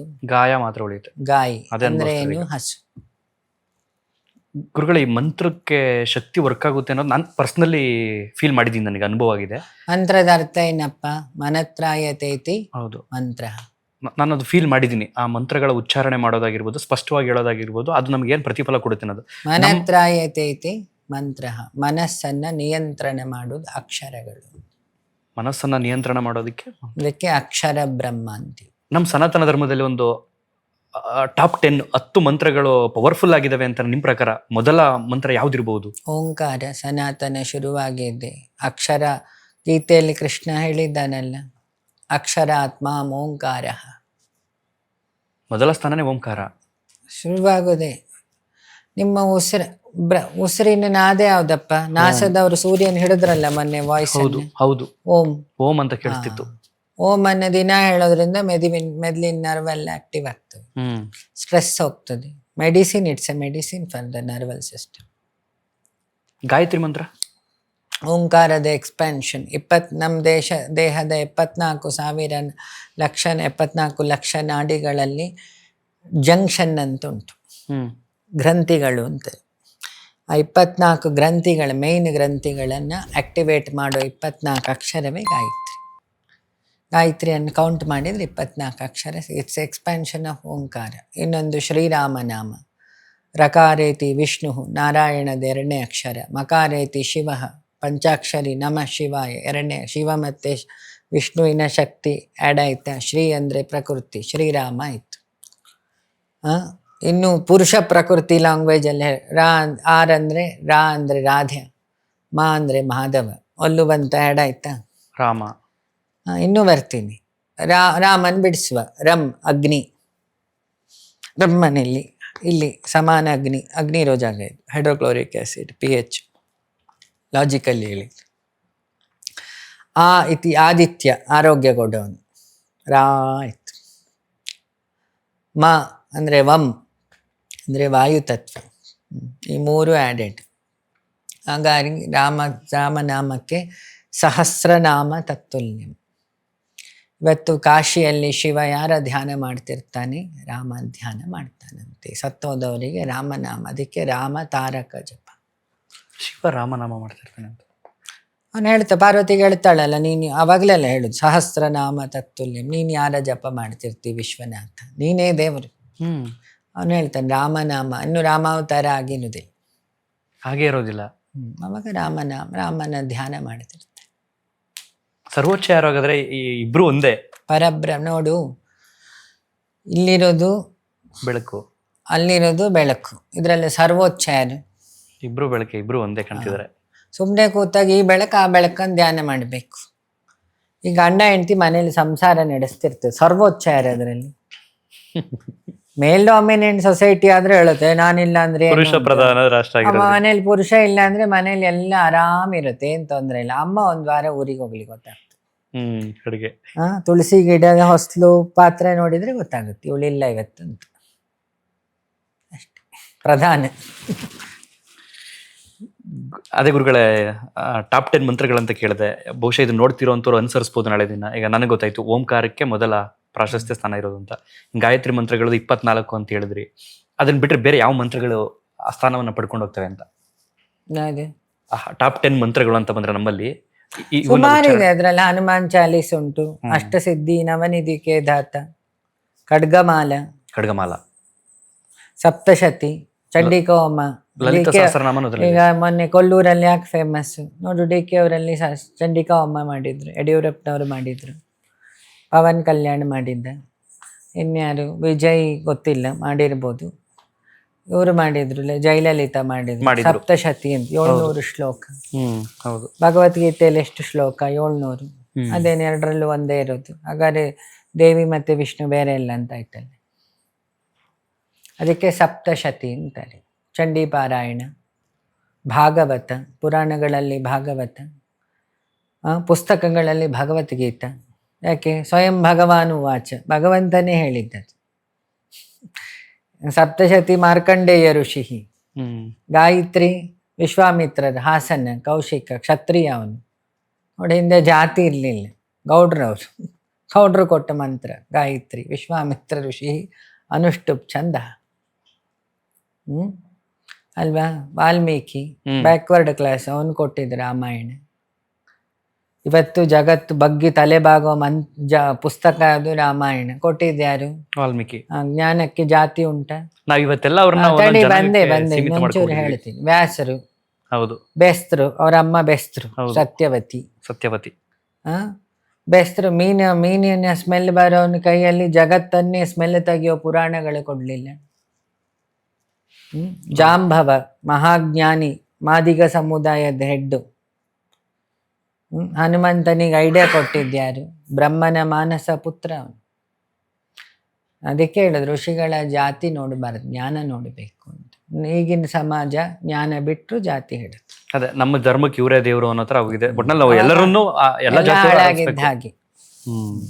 ಅದ ಕಾರಣ ರಾಜಕೀಯನ ಇರ್ಬೋದು ಇರ್ಬೋದು ಇರ್ಬೋದು ಅನ್ನೋಕ್ಕಿಂತ ಇರ್ಬೋದು ಅನ್ನೋದ್ರಲ್ಲಿ ಪರಮ ಸತ್ಯನೂ ಉಂಟು.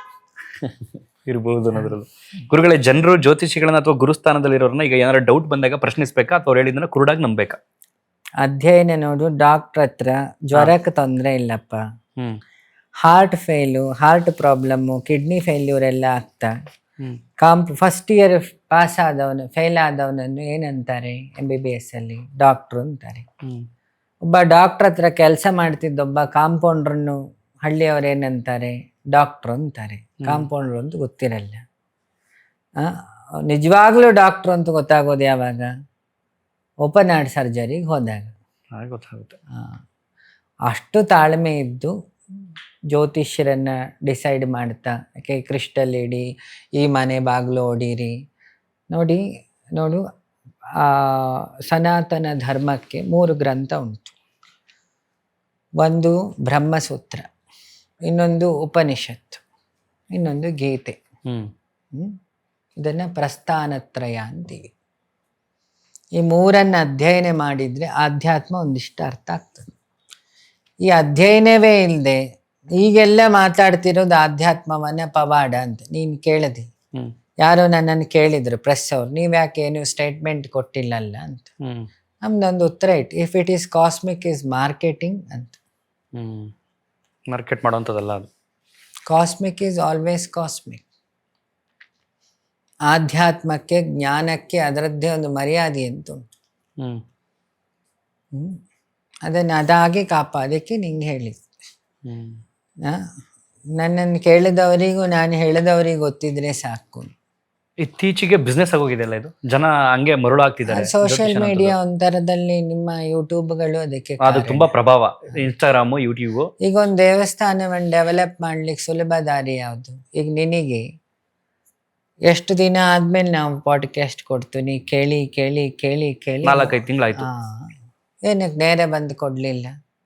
2 ನನಗೆ ಗೊತ್ತಿರಬೇಕಿತ್ತು. ಇವ್ ನಿಜ ಜ್ಞಾನ ಬೇಕು ಅಂತ ಕಾಯ್ತಿದ್ದಾನೋ, ಅಥವಾ ಇವನ್ ಪಾಡ್ಕಾಸ್ಟಿಗೆ ಒಂದು ಪ್ರೋಗ್ರಾಮ್ ಬೇಕು ಅಂತ ಕಾಯ್ತಿದ್ದಾನೋ, ಅಥವಾ ಫೇಸ್ ವ್ಯಾಲ್ಯೂ, ಅಥವಾ ಇದ್ರ ಮೇಲಿರೋ ಗುರು ಭಕ್ತಿಯೋ, ಆ ಶ್ರದ್ಧೆ ಎಲ್ಲವನ್ನು ಪರೀಕ್ಷೆಗೆ ಹಾಕಿ ಈ ಡೇಟ್ ನಾನೇ ಕೊಟ್ಟಿದ್ದು, ನೀ ಕೊಟ್ಟಿದ್ದಲ್ಲ. ನೀನು ಕೊಟ್ಟ ಡೇಟಿಗೆ ನಾನು ಬರಲಿಲ್ಲ. ಇದು ನಿಂಗೆ ಮಾತ್ರ ಅಲ್ಲ, ಎಲ್ಲರಿಗೂ ನಾವಿದು ಅಪ್ಲೈ ಮಾಡ್ತೇವೆ. ನೀನಾಗೆ ತಗೊಂಡ್ರೆ ಅದು ವಸ್ತು, ನಾನಾಗೆ ಕೊಟ್ರೆ ಅದು ವರ ಅಲ್ವಾ? ಹಾಗೆ ಈಗೇನಾಗಿದೆ, ಈಗೊಬ್ರು ನಿನ್ನೆ ಬೆಳಗ್ಗೆ ಕೇಳಿದ್ರು ಪ್ರಶ್ನೆ, ದೇವಸ್ಥಾನಗಳ ಪರಿಸ್ಥಿತಿ ಏನಾಗಿದೆ? ಒಂಥರ ರಾಜಕೀಯ ಕಾಂಪಿಟೇಷನ್ ಆದಾಗ ಟೆಂಪಲ್ಗಳು ಪರಿಸ್ಥಿತಿ ಆಗಿದೆ.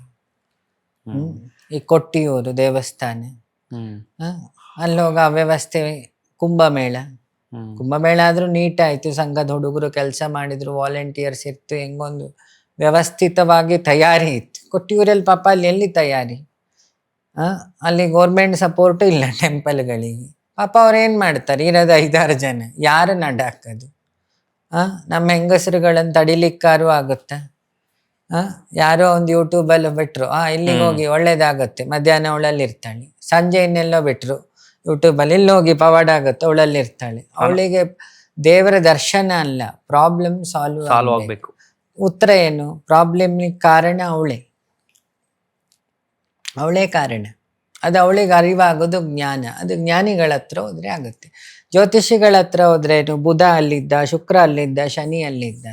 ಜ್ಞಾನಿ ಉತ್ತರ ಕೊಡೋದು ಬೇಡ, ನೀ ಮಾಡಿದ್ದೆಲ್ಲ ಮಾಡಿದ್ದಿ, ಅದನ್ನ ಮೊದಲು ಸರಿ ಮಾಡಕು ಅಂತ. ಅದು ಉತ್ತರ, ಅದು ಸಾಲ್ವೇಷನ್.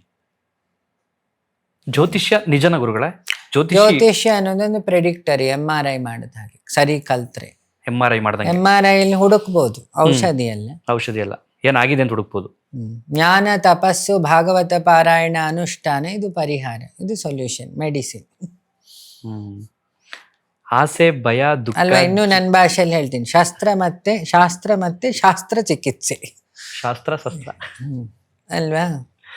ಹೌದು ಗುರುಗಳೇ. ಆಸೆ, ಭಯ, ದುಃಖ, ಜಿಗುಪ್ಸೆ, ಕೋಪ, ನಾನು ಇದನ್ನ ಡಿವೈಡ್ ಮಾಡ್ತೀನಿ. ಹರಿಷಡ್ವರ್ಗಗಳು ಅಂತ ಹೇಳ್ತೀವಿ. ಕಾಮ, ಕ್ರೋಧ, ಲೋಭ, ಮೋಹ, ಮದ, ಮತ್ಸರಿ ಅಂತ. ಈ 5 ವಿಷಯಗಳ ಬಗ್ಗೆ ನಿಮ್ಮ ಅಭಿಪ್ರಾಯ ಏನು? ನಿಮ್ಮ ಜೀವನದಲ್ಲಿ ಈ 5 ಇದೆಯಾ? 5 ಇಲ್ಲದೆ ನಾನು ನಿನ್ನ ಎದುರುಗಡೆ ಕೂತ್ಕೊಂಡಿರೋದು ಕಮ್ಮಿ ಇರ್ಬೋದು ಅಷ್ಟೇ. ಕಮ್ಮಿ ಇರ್ಬೋದಷ್ಟೇ. ಅಲ್ಲ, ನಮ್ಮ ಈ ನಾನು ಇರುವೆ ಕದ್ದ ಕಳ್ಳ, ನೀನೇನ್ ಗೊತ್ತಿಲ್ಲ. ಆನೆ ಕದ್ದ ಕಳ್ಳ. ಒಬ್ರೊಬ್ರು ಆನೆ ಕದ್ದ ಕಳ್ಳ ಅಷ್ಟೇ. ಕಳ್ಳನೇ ಕಳ್ಳನೇ. ಕಳ್ಳ ಕೂತು ಮಾತಾಡ್ತಿದ್ದೀವಿ. ಅಲ್ಲ ಗುರುಗಳೇ, ನಮ್ಮಲ್ಲಿ ಯಾರಾದ್ರೂ ಆತರ ಇದ್ದಾರಾ ಹರೀಶ್ ಷಡ್ವರ್ಗಗಳನ್ನ ಗೆದ್ದವರು ಪ್ರೆಸೆಂಟ್ ಈಗ? ಜಿತೇಂದ್ರಿಯ ಹ್ಮ್. ಶೃಂಗೇರಿ ಗುರುಗಳ ಹೆಸರು ಹೇಳಿದೆ ನಾನು. ಈಗ? ಕಣ್ಣೆದುರಿಗೆ ಸಿದ್ದಪ್ಪಾಜಿ ಇದ್ರು. ಸಿದ್ದಪ್ಪಾಜಿ ಜೀವಂತವಾಗಿದ್ದವ್ರ ಲಿಸ್ಟ್ ಹೇಳಿದ್ ನಾನು.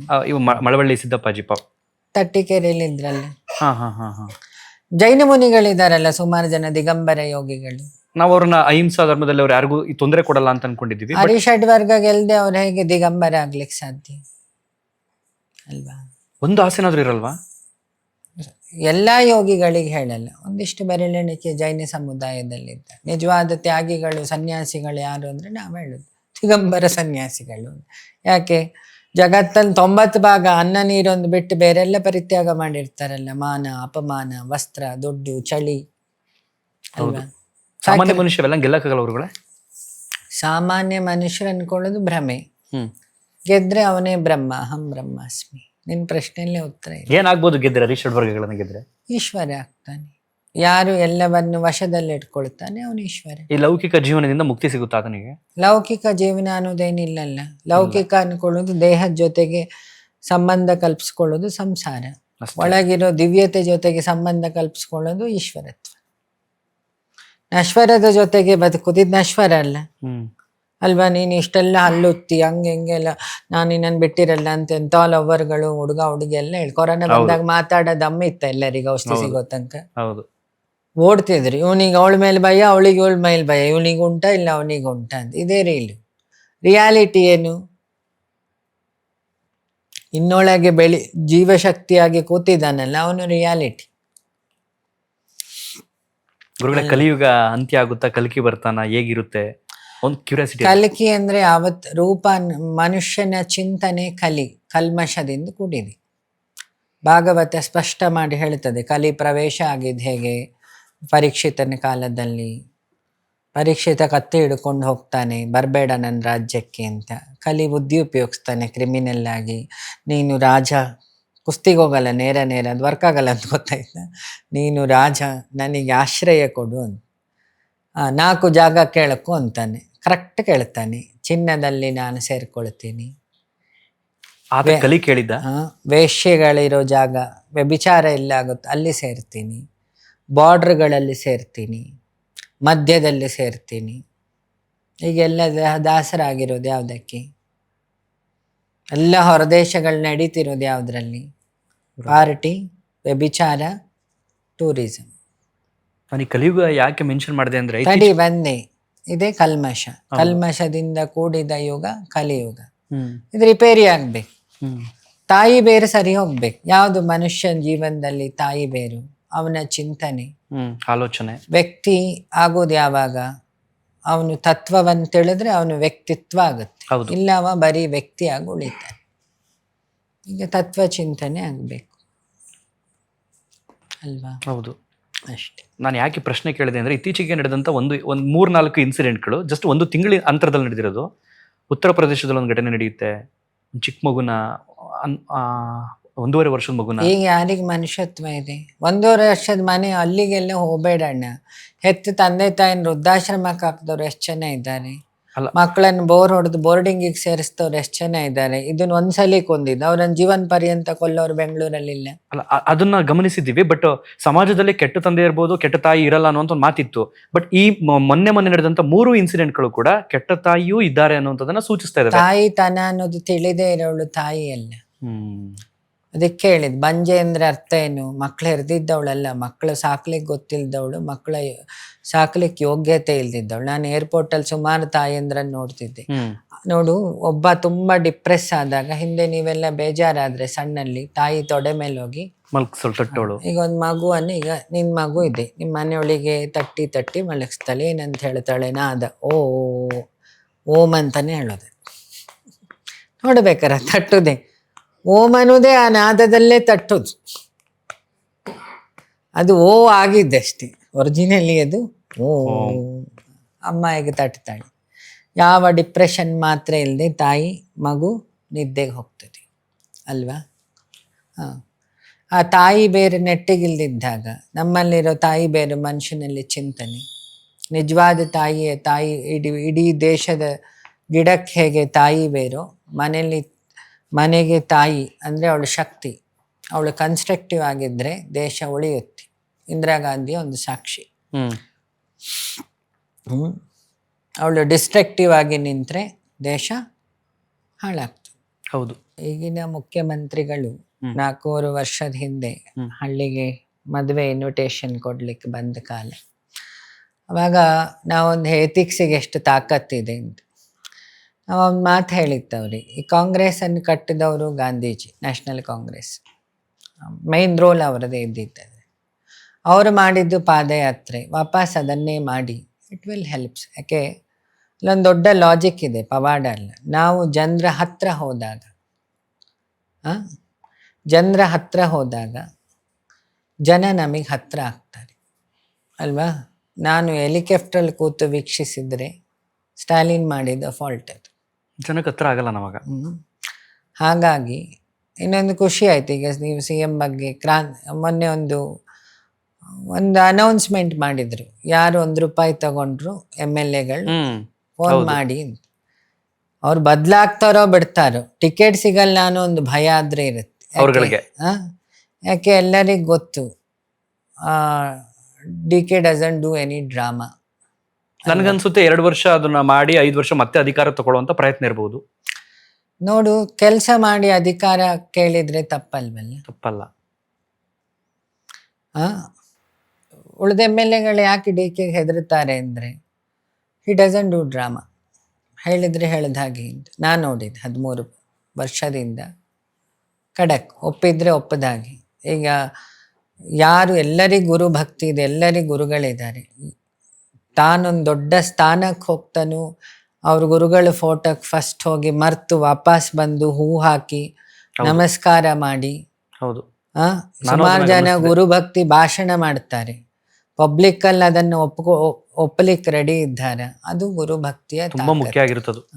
ಅದಲ್ಲದೆ ಅದು ಈ ರಾಜ್ಯದ ಒಂದು ಕೇಳಿದೆ ಯಾಕೆ ಅವರಿಗೆ ಭಗವಂತ ಅನುಗ್ರಹ ಮಾಡ್ದ ಅಂತ. ಆ ನಿಷ್ಠೆ ತ್ರಿಕಾಲದಲ್ಲೂ ಒಂದೇ ತರ ಇದೆ ಅಂತ. ನಿಷ್ಠೆ ಭಯವಾಗಿ ಕನ್ವರ್ಟ್ ಆಗಿಲ್ವಾ? ಭಯ ಆಗ್ಲಿಕ್ಕೆ ಸಾಧ್ಯ ಇಲ್ಲ. ಭಕ್ತಿ ಇದ್ದಲ್ಲಿ ಹೇಗೆ ಭಯ ಇರುತ್ತೆ? ನೋಡು, ಯಾರಿಗೆ ಹರ ಮುನಿದ್ರು ಗುರು ಕಾಯ್ತಾನೇನೋ ನಂಬಿಕೆ ಇರುತ್ತೆ, ಅಂಥವರಿಂದ ಮಾತ್ರ ಈ ಕೆಲಸ ಮಾಡ್ಲಿಕ್ಕೆ ಸಾಧ್ಯ. ಇದನ್ನ ಇನ್ನೊಬ್ರು ಮಾಡಿದ್ರು, ರಾಷ್ಟ್ರಕವಿ ಕುವೆಂಪು ಅವರು. ಅವರಿಗೆ 11:20 ಅವಾರ್ಡ್ ಇತ್ತು. ನನಗೆ ಯಾವ ಅವಾರ್ಡು ಗೊತ್ತಿಲ್ಲ. ಅವ್ರು 11 ಗಂಟೆ ರಾಮಕೃಷ್ಣರ ಪೂಜೆಗೆ ಹೋಗೋ ಹೊತ್ತು ಅದನ್ನಲ್ಲಿ ಬಿಟ್ಟರು, ಸೀದಾ ಹೊರಟರು. ನನಗೆ ಗುರು ಪೂಜೆಗೆ ಹೊತ್ತಾಯಿತು ಅಂತ. ಇನ್ನೊಬ್ಬರು ಮಾಡಿದವರಿದ್ದಾರೆ, ಬಸವಣ್ಣ. ನೋಡಿ, ಯಾರೆಲ್ಲ ನಿಷ್ಠೆ ಇಟ್ಟಿದ್ದಾರೆ ಇವತ್ತು ಪ್ರಪಂಚದಲ್ಲಿ ಉಳಿದಿದ್ದಾರೆ. ಪದ್ಮಪಾದಾಚಾರ್ಯರು ಅಂತಿದ್ರು, ಶಂಕರಾಚಾರ್ಯರಿಗೆ. ಅವ್ರು ಏನಕ್ಕೂ ಬರಲ್ಲ ಅಂತ ಸೈಡ್ ಹಾಕಿದ್ರು. ಅವನು ಕ್ಲಾಸಿಗೆಲ್ಲ ಬರ್ತಿರ್ಲಿಲ್ಲ, ಗುರುಗಳ ಬಟ್ಟೆ ಒಗೆಯೋದು ಅದೆಲ್ಲ ಮಾಡ್ತಿದ್ದ. ಒಂದಿನ ಕಾಶಿಯಲ್ಲಿ ಶಂಕರಾಚಾರ್ಯರು ಕರೀತಾರೆ ಅವರ ಹೆಸರನ್ನು. ಅವರು ಸಮುದ್ರ ಹರಿತಿರುತ್ತೆ, ಫ್ಲಡ್, ಅದ್ರ ಮೇಲೆ ಆ ಮನುಷ್ಯ ನೆಡ್ಕೊಂಬರ್ತಾರೆ. ಅವರಿಟ್ಟ ಕಾಲ ಕಡೆ ಎಲ್ಲ ಪದ್ಮ ಅರಳುತ್ತಂತೆ. ಅದಕ್ಕೆ ಅವತ್ತಿಂದ ಪದ್ಮಪಾದ, ಯಾರ ಪಾದ ಸ್ಪರ್ಶದಿಂದ ಗಂಗೆಯಲ್ಲಿ ಪದ್ಮೋದ್ಭವ ಆಗಿ ಅದಕ್ಕೆ ಪದ್ಮಪಾದಾಚಾರ್ಯ ಅಂತ. ಸೊ ಈ ನಮ್ಮ ಸನಾತನ ಧರ್ಮದಲ್ಲಿ ಗುರುಭಕ್ತಿ, ರಾಷ್ಟ್ರಭಕ್ತಿಯಿಂದ ಮೋದಿ ಬೆಳಗಿದ್ರು. ಸಮಾನತೆ, ಸಮಾನ ದೃಷ್ಟಿಯಿಂದ ವಾಜಪೇಯಿ ಬೆಳಗಿದ್ರು. ಗುರುಭಕ್ತಿ ಆನಂದಮಯಿ ಇಂದಿರಾ ಗಾಂಧಿ ಹತ್ರನೂ ಈ ಗುರುಭಕ್ತಿ ಇತ್ತು. ಇನ್ನೊಂದು ಪ್ರಧಾನಿ ಸೀಟಲ್ಲಿ ಕೊಟ್ಟು ಇನ್ನೊಂದು ಎಕ್ಸಾಂಪಲ್ ದೇವೇಗೌಡರು. ಅವರು ಪುರಾಣ, ಶ್ರದ್ಧೆ, ಪೂಜೆ, ಶಿವಪುರಾಣದ ಎಕ್ಸಾಂಪಲ್ ಕೊಟ್ಟು. ಹೌದು. ಹಾಗೆ DK ಅವರು ಗುರುಭಕ್ತಿ. ನೆಕ್ಸ್ಟು ಸಿದ್ದರಾಮಯ್ಯನವರು ಎಥಿಕ್ಸ್, ನಡೆ ನಮಸ್ಕಾರ ಅಂತಾರಲ್ಲ, ಬದುಕನ್ನು ಹಾಗೆ ಇಟ್ಕೊಂಡಿದ್ರು ಅಲ್ವಾ? ಈಗ ಅವ್ರ ಮಗನಿಗೆ ಎಷ್ಟೆಲ್ಲ ಆಫರ್ ಬಂತು, ಅವರಿಗೆ ಎಷ್ಟು ಆಫರ್ ಬಂತು. ಈಗಿನ ಕಾಲದಲ್ಲಿ ಒಂದು ಗ್ರಾಮ ಪಂಚಾಯತಿ ಸೀಟ್ ಯಾರು ಬಿಡಲ್ಲ. ಆ ಮನುಷ್ಯ ತಲೆಯೇ ಕೆಡಿಸ್ಕೊಳ್ಳಿ.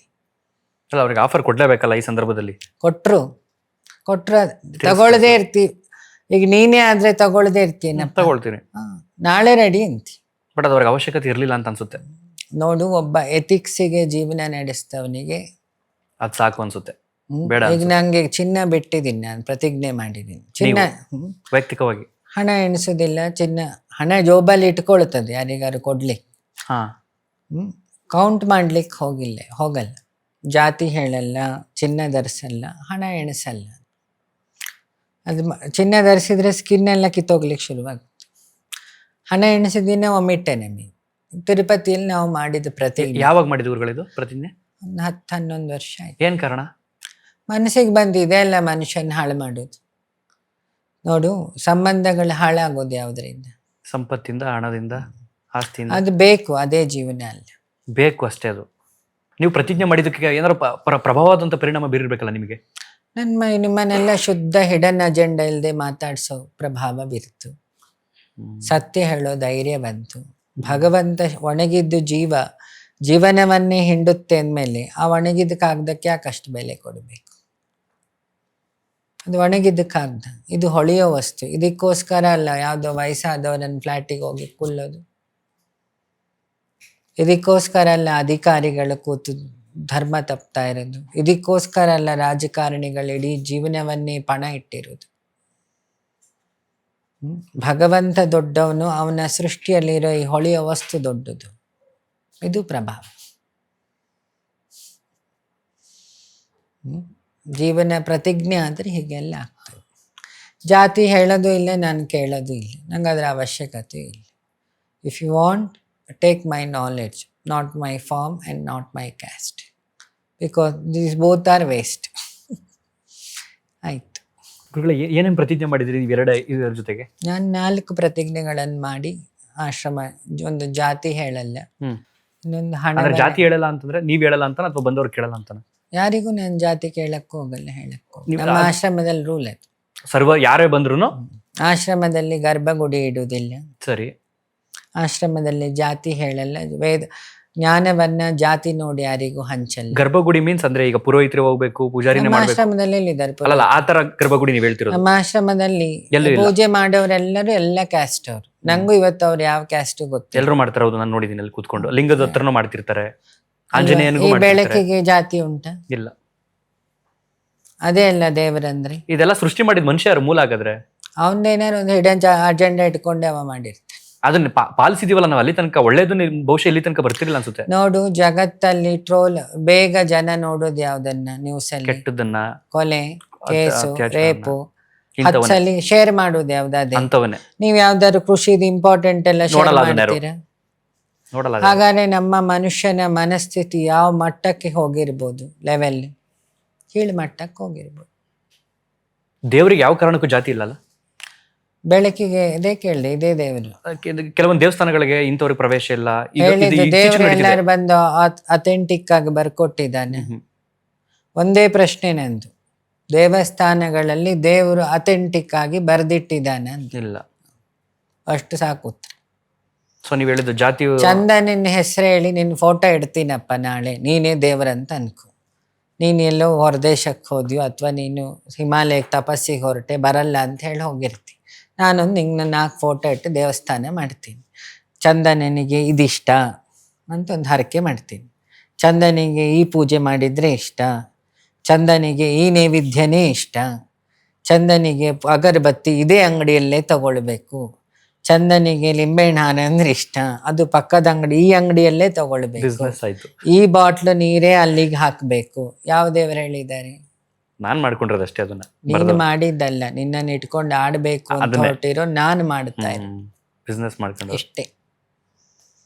ಇದು ಎಲ್ಲ ಧರ್ಮಕ್ಕೂ ಸೇರ್ತು, ಬರೀ ಹಿಂದೂ ಧರ್ಮೀಯರಿಗಲ್ಲ, ಎಲ್ಲರಿಗೂ ಸೇರಿದೆ. ಎಲ್ಲ ಯಾರೆಲ್ಲ ದೇವರ ಹೆಸರು ಹೇಳಿ ಆಡಿದಾರೋ ಅವರಿಗೆಲ್ಲವೂ ಇದು ಸೇರ್ತು. ಒಂದು ಗೊತ್ತಾಯ್ತು ಗುರುಗಳೇ, ಒಂದು ಮಂದಿರ ಇಡೋದಿಲ್ಲ, ಗರ್ಭಗುಡಿ ಇಡೋದಿಲ್ಲ, ಇನ್ನೊಂದು ಜಾತಿ ವಿಚಾರ ಇರಲ್ಲ, ಜ್ಞಾನವನ್ನ ಜಾತಿ ನೋಡಿ ಯಾರಿಗೂ ಉಪದೇಶ ಮಾಡಲ್ಲ. 3ನೇದು ಸನಾತನ ಧರ್ಮ ಅಂದ್ರೆ ಸತ್ಯ. ಸತ್ಯ.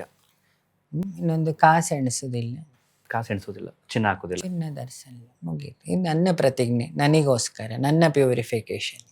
ಅಂತಿಮವಾಗಿ ಒಂದು ಕೊನೆಯ ಪ್ರಶ್ನೆ, ರಾತ್ರಿ ಎಷ್ಟು ಗಂಟೆ ಮಲಗ್ತೀರಿ ನೀವು? ನಾನು ರಾತ್ರಿ ಹಗಲು ಅನ್ನೋದು ಒಪ್ಪಲ್ಲಪ್ಪ. ಒಪ್ಪದಿದ್ದಾಗ ಯಾಕೆ ಈ ಪ್ರಶ್ನೆ ಕೇಳ್ತಿ? ನಿದ್ದೆ ರಾತ್ರಿ ಹಗಲು ನಿಮ್ಗೆ ಕಾನ್ಸೆಪ್ಟ್ ಇಲ್ಲ? ಭ್ರಮೆ ಅಲ್ಲ ಅದು. ಅಲ್ಲ, ಮಲಗಿದಾಗ ನಿಮ್ಗೆ ಎಷ್ಟು ಸ್ಯಾಟಿಸ್ಫೈಡ್ ಆಗಿ ನಿದ್ರೆ ಮಾಡ್ತೀರಿ ಅಂತ? ನಿದ್ರೆ ಅನ್ನೋದೇ ಭ್ರಮೆ ಅಂತ ನಾನು ನಂಬೋದು. ಅದನ್ನು ಕೂಡ ನಾನು ಪುಸ್ತಕ ಓದ್ತಿರ್ತೀನಿ ಅಥವಾ ಕುತ್ಕೊಂಡಿರ್ತೀನಿ. ವಾಸ್ತವ ಯಾವುದು ಹಾಗಾದ್ರೆ ಎಲ್ಲ ಭ್ರಮೆ ಆದ್ರೆ? ಜೀವನಿಗೆ ನಿದ್ರೆಯೂ ಇಲ್ಲ, ಜಾಗೃತವೂ ಇಲ್ಲ. ಜೀವ ಅದು ಬೆಳಕು, ಬೆಳಕಿಗೆ ಕತ್ಲೆ. ಅದು ನೀನು ಸ್ವಿಚ್ ಆಫ್ ಮಾಡಿ ಹೋಗ್ತಿ, ಕರೆಂಟ್ ಸತ್ತೋಯ್ತಾ? ಇಲ್ಲ, ಅದಿರುತ್ತೆ. ಇತ್ತು. ನಾಳೆ ಬಂದು ನೀನೇ ಆನ್ ಮಾಡ್ತಿ. ಈ ಮೆದ್ಲನ್ನು ಸ್ವಿಚ್ಚನ್ನು ಆಫ್ ಮಾಡ್ತೀನಿ, ನಾನು ನಿದ್ದೆಗೆ ಹೋಗ್ತೀನಿ ಅಂತ. ನೀನು ನಿದ್ದೆಗೆ ಹೋಗಿದ್ದಿ ಅಂದ್ಕೊಳ್ತಿ. ಬೆಳಗ್ಗೆ ಅದು ಸ್ವಿಚ್ ಆನ್ ಮಾಡುತ್ತೆ, ನಾನು ಎದ್ದೆ ಅಂತ. ನಿದ್ದೆಯಲ್ಲಿ ನೀನು ಸತ್ತೋಗಿದ್ದೆ ಇದೆಯಲ್ಲ. ಮಲಗಿದಾಗ ನಮ್ಮ ಆತ್ಮ ಎಲ್ಲೋಗಿರುತ್ತೆ ಗುರುಗಳೇ? ಒಳಗೆ ಇರ್ತದೆ, ಅಲ್ಲೇ ಇರುತ್ತೆ. ಚೇಂಜ್. ಕರೆಂಟ್ ಹೋದ್ರೆ ಎಲ್ಲಿರುತ್ತಪ್ಪ? ವೈರಲ್ಲಿ ಕರೆಂಟ್ ಇರುತ್ತೆ ಇಲ್ಲ? ಇರುತ್ತೆ. ಅಲ್ಲಿ ಫ್ಯೂಸಿ ಕೈಯಾಕ್ ನೋಡು. ಬಟ್ ಜಡ ಸ್ಥಿತಿಯಲ್ಲಿ ಇರುತ್ತಲ್ಲ ದೇಹ ಅಂತ. ಅಣ್ಣ ಈಗ ಕನೆಕ್ಟ್ ಮಾಡಿದ್ದಿ ಅದನ್ನು, ಅಲ್ಲಿ ಸ್ವಿಚ್ ಆಫ್ ಮಾಡಿದಿ, ಅಲ್ಲಿ ಕರೆಂಟ್ ಇದೆ, ಇದು ಜಡವಾಗೇ ಇದೆ. ಕರೆಂಟಿಗೂ ರಿಯಾಲಿಟಿಗೂ ಸಿಂಕ್ ಆಗ್ತಿದೆ ಹಾಗಾದ್ರೆ. ಜಡ ಅಂತ ಹೇಳಿದ್ದು ದೇಹವನ್ನೇನು. ಕರೆಂಟ್ ಇತ್ತಲ್ಲ, ಹೌದು. ಕರೆಂಟಿಗೆ ಆದಿ ಉಂಟ ಅಂತ್ಯ ಉಂಟ? ಮೃತ್ಯು ಅದನ್ನೇ ಅಲ್ಲ, ಚಿದಾನಂದ ರೂಪ ಶಿವೋ ಹಂ ಶಿವೋ. ಬರೀ ನಮ್ದು ಪ್ರಾಬ್ಲಮ್ ಏನು ಗೊತ್ತಾ? ನಾವು ಈ ಶ್ಲೋಕ ಎಲ್ಲ ಹೇಳ್ತೀವಿ, ಅರ್ಥ ಹುಡ್ಕೊಳ್ಳಲ್ಲ. ಅರ್ಥ ಹೇಳದೆ ತಿಳಿಯದೆ ಹೇಳಿದ ಮಂತ್ರ ಅನರ್ಥಕ್ಕೆ ದಾರಿ. ಇವತ್ತು ಸನಾತನ ಧರ್ಮದ ಪರಿಸ್ಥಿತಿ ಆಗಿರೋದಷ್ಟೇ. ಶ್ಲೋಕ ಜೊತೆಗೆ ಅರ್ಥನೂ ಕೊಟ್ಟಿದ್ರೆ ಗೊತ್ತಿರಬೇಕು. ನೀ ಕರೆಕ್ಟ್ ನಂಬರ್ ಒತ್ತಿದ್ರಲ್ಲ ನಾ ಫೋನ್ ಹೋಗೋದು, ಕರೆಕ್ಟ್ ನಂಬರ್ ಒತ್ತಿದ್ರಲ್ಲ ದುಡ್ಡು ಡ್ರಾ ಆಗೋದು, ಕರೆಕ್ಟ್ ನಂಬರ್ ಹಾಕಿ ಬೇರೆ ದುಡ್ಡು ಹಾಕಿದ್ರೆ ಬೇರೆ ನಂಬರಿಗೆ ಹಾಕಿದ್ರೆ ಪಕ್ಕದವನಿಗೆ ಹೋಗ್ತದೆ. ಸತ್ಯ. ಅದೇ ಅನರ್ಥ. ಮತ್ತೆ ಹಿಂದೋಡ್ಬೇಕು ಬ್ಯಾಂಕ್ ಅವ್ರ ಹತ್ರ, ಅಯ್ಯೋ ಆಚೆ ಅಕೌಂಟಿಗೆ ಹೋಗಿದ್ದೆ ನಾನು, ಇವನಿಗೆ ಫೋನ್ ಪೇ ಮಾಡಿದೆ, ಅದು ಪಕ್ಕದವರಿಗೆ ಪೇ ಆಯ್ತು. ವಿರೋಧಿಗಳಿದ್ದಾರ ಗುರುಗಳಿಗೆ? ನೋಡು, ನಾನು ಯುದ್ಧ ಮಾಡ್ತಾ ಇರೋದು ನಾನು ನನ್ನ ಭ್ರಮೆಯ ಜೊತೆಗೆ.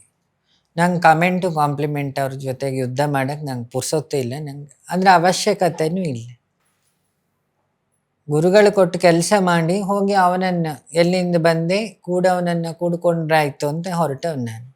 ಈ ಜಗತ್ತು ಕಟ್ಕೊಂಡು ಎಂತ ಬೇಕು? ಜಗತ್ತಲ್ಲಿ ಇರೋ ತನಕ ಅಲ್ಲಿ ವ್ಯವಸ್ಥೆಗಳ ಮಧ್ಯೆ ಬದುಕಲಿಕ್ಕೆ ವ್ಯವಸ್ಥೆ ಬೇಕು, ಅದಕ್ಕೆ ಆಶ್ರಮ ಬೇಕು ಅಂತ. ಈ ಜಗತ್ತಲ್ಲಿ ದಿನ ಹೊಗಳ್ತಾರೆ, ಬೈತಾರೆ, ಅದರ ಅವಶ್ಯಕತೆ ಆಶ್ರಮಕ್ಕಿಲ್ಲ. ಆಶ್ರಮ ನಡೀತಿರೋದು ವಾಲಂಟಿಯರ್ಸ್ ಮತ್ತು ಎಥಿಕ್ಸಿಂದ, ನಾಟ್ ಫ್ರಮ್ ದ ಮಾರ್ಕೆಟಿಂಗ್.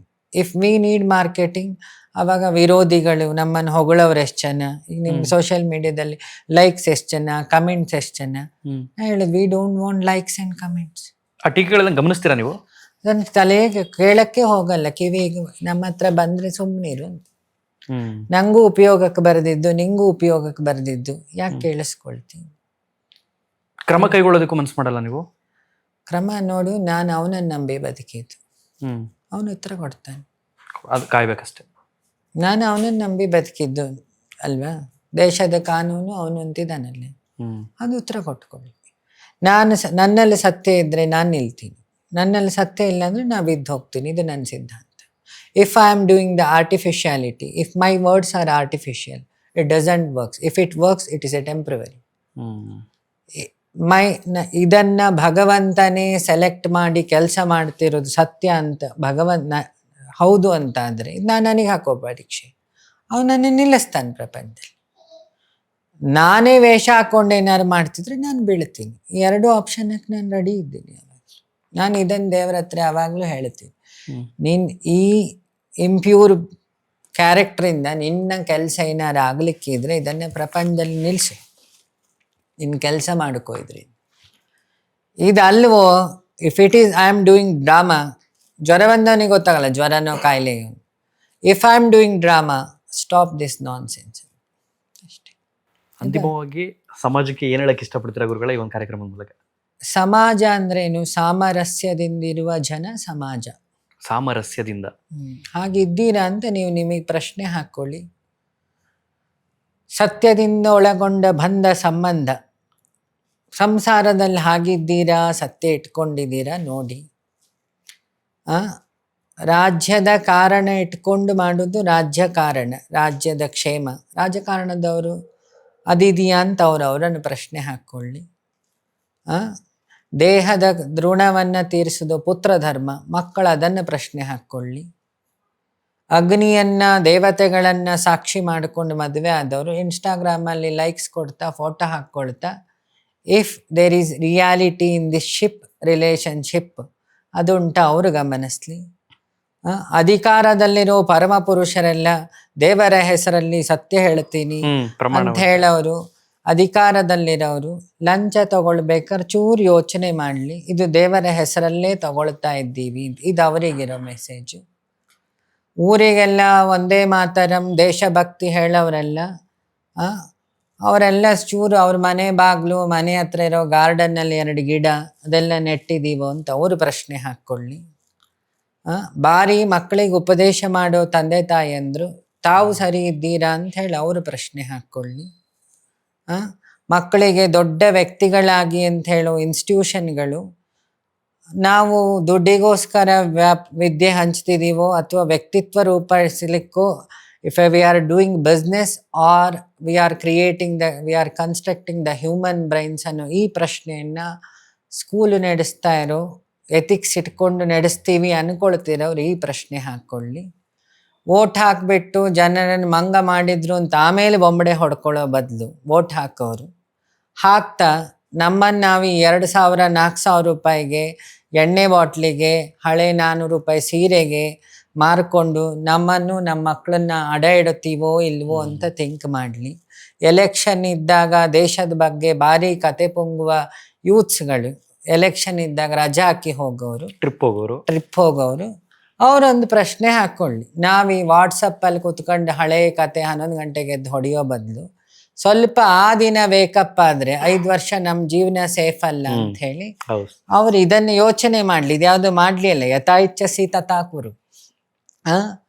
ಮತ್ತೆ ಭಾರಿ ಭಾಷಾ ಅಭಿಮಾನಿಗಳನ್ನೆಲ್ಲ ಕತೆ ಹೇಳೋರು ಅವ್ರವ್ರ ಮಕ್ಕಳನ್ನ ಕನ್ನಡ ಭಾಷೆ ಕಲಿಸಿದೀವ ಅಥವಾ ನಮ್ಮ ಸ್ಕೂಲನ್ನ ನಾವು ನಮ್ಮ ಮಕ್ಕಳನ್ನ ಕನ್ನಡ ಸರ್ಕಾರಿ ಶಾಲೆಗೆ ಹಾಕಿದೀವ, ಇದನ್ನೆಲ್ಲ ಕೇಳಿ ಭಾಷೆ ಬಗ್ಗೆ ಮಾತಾಡ್ಲಿ.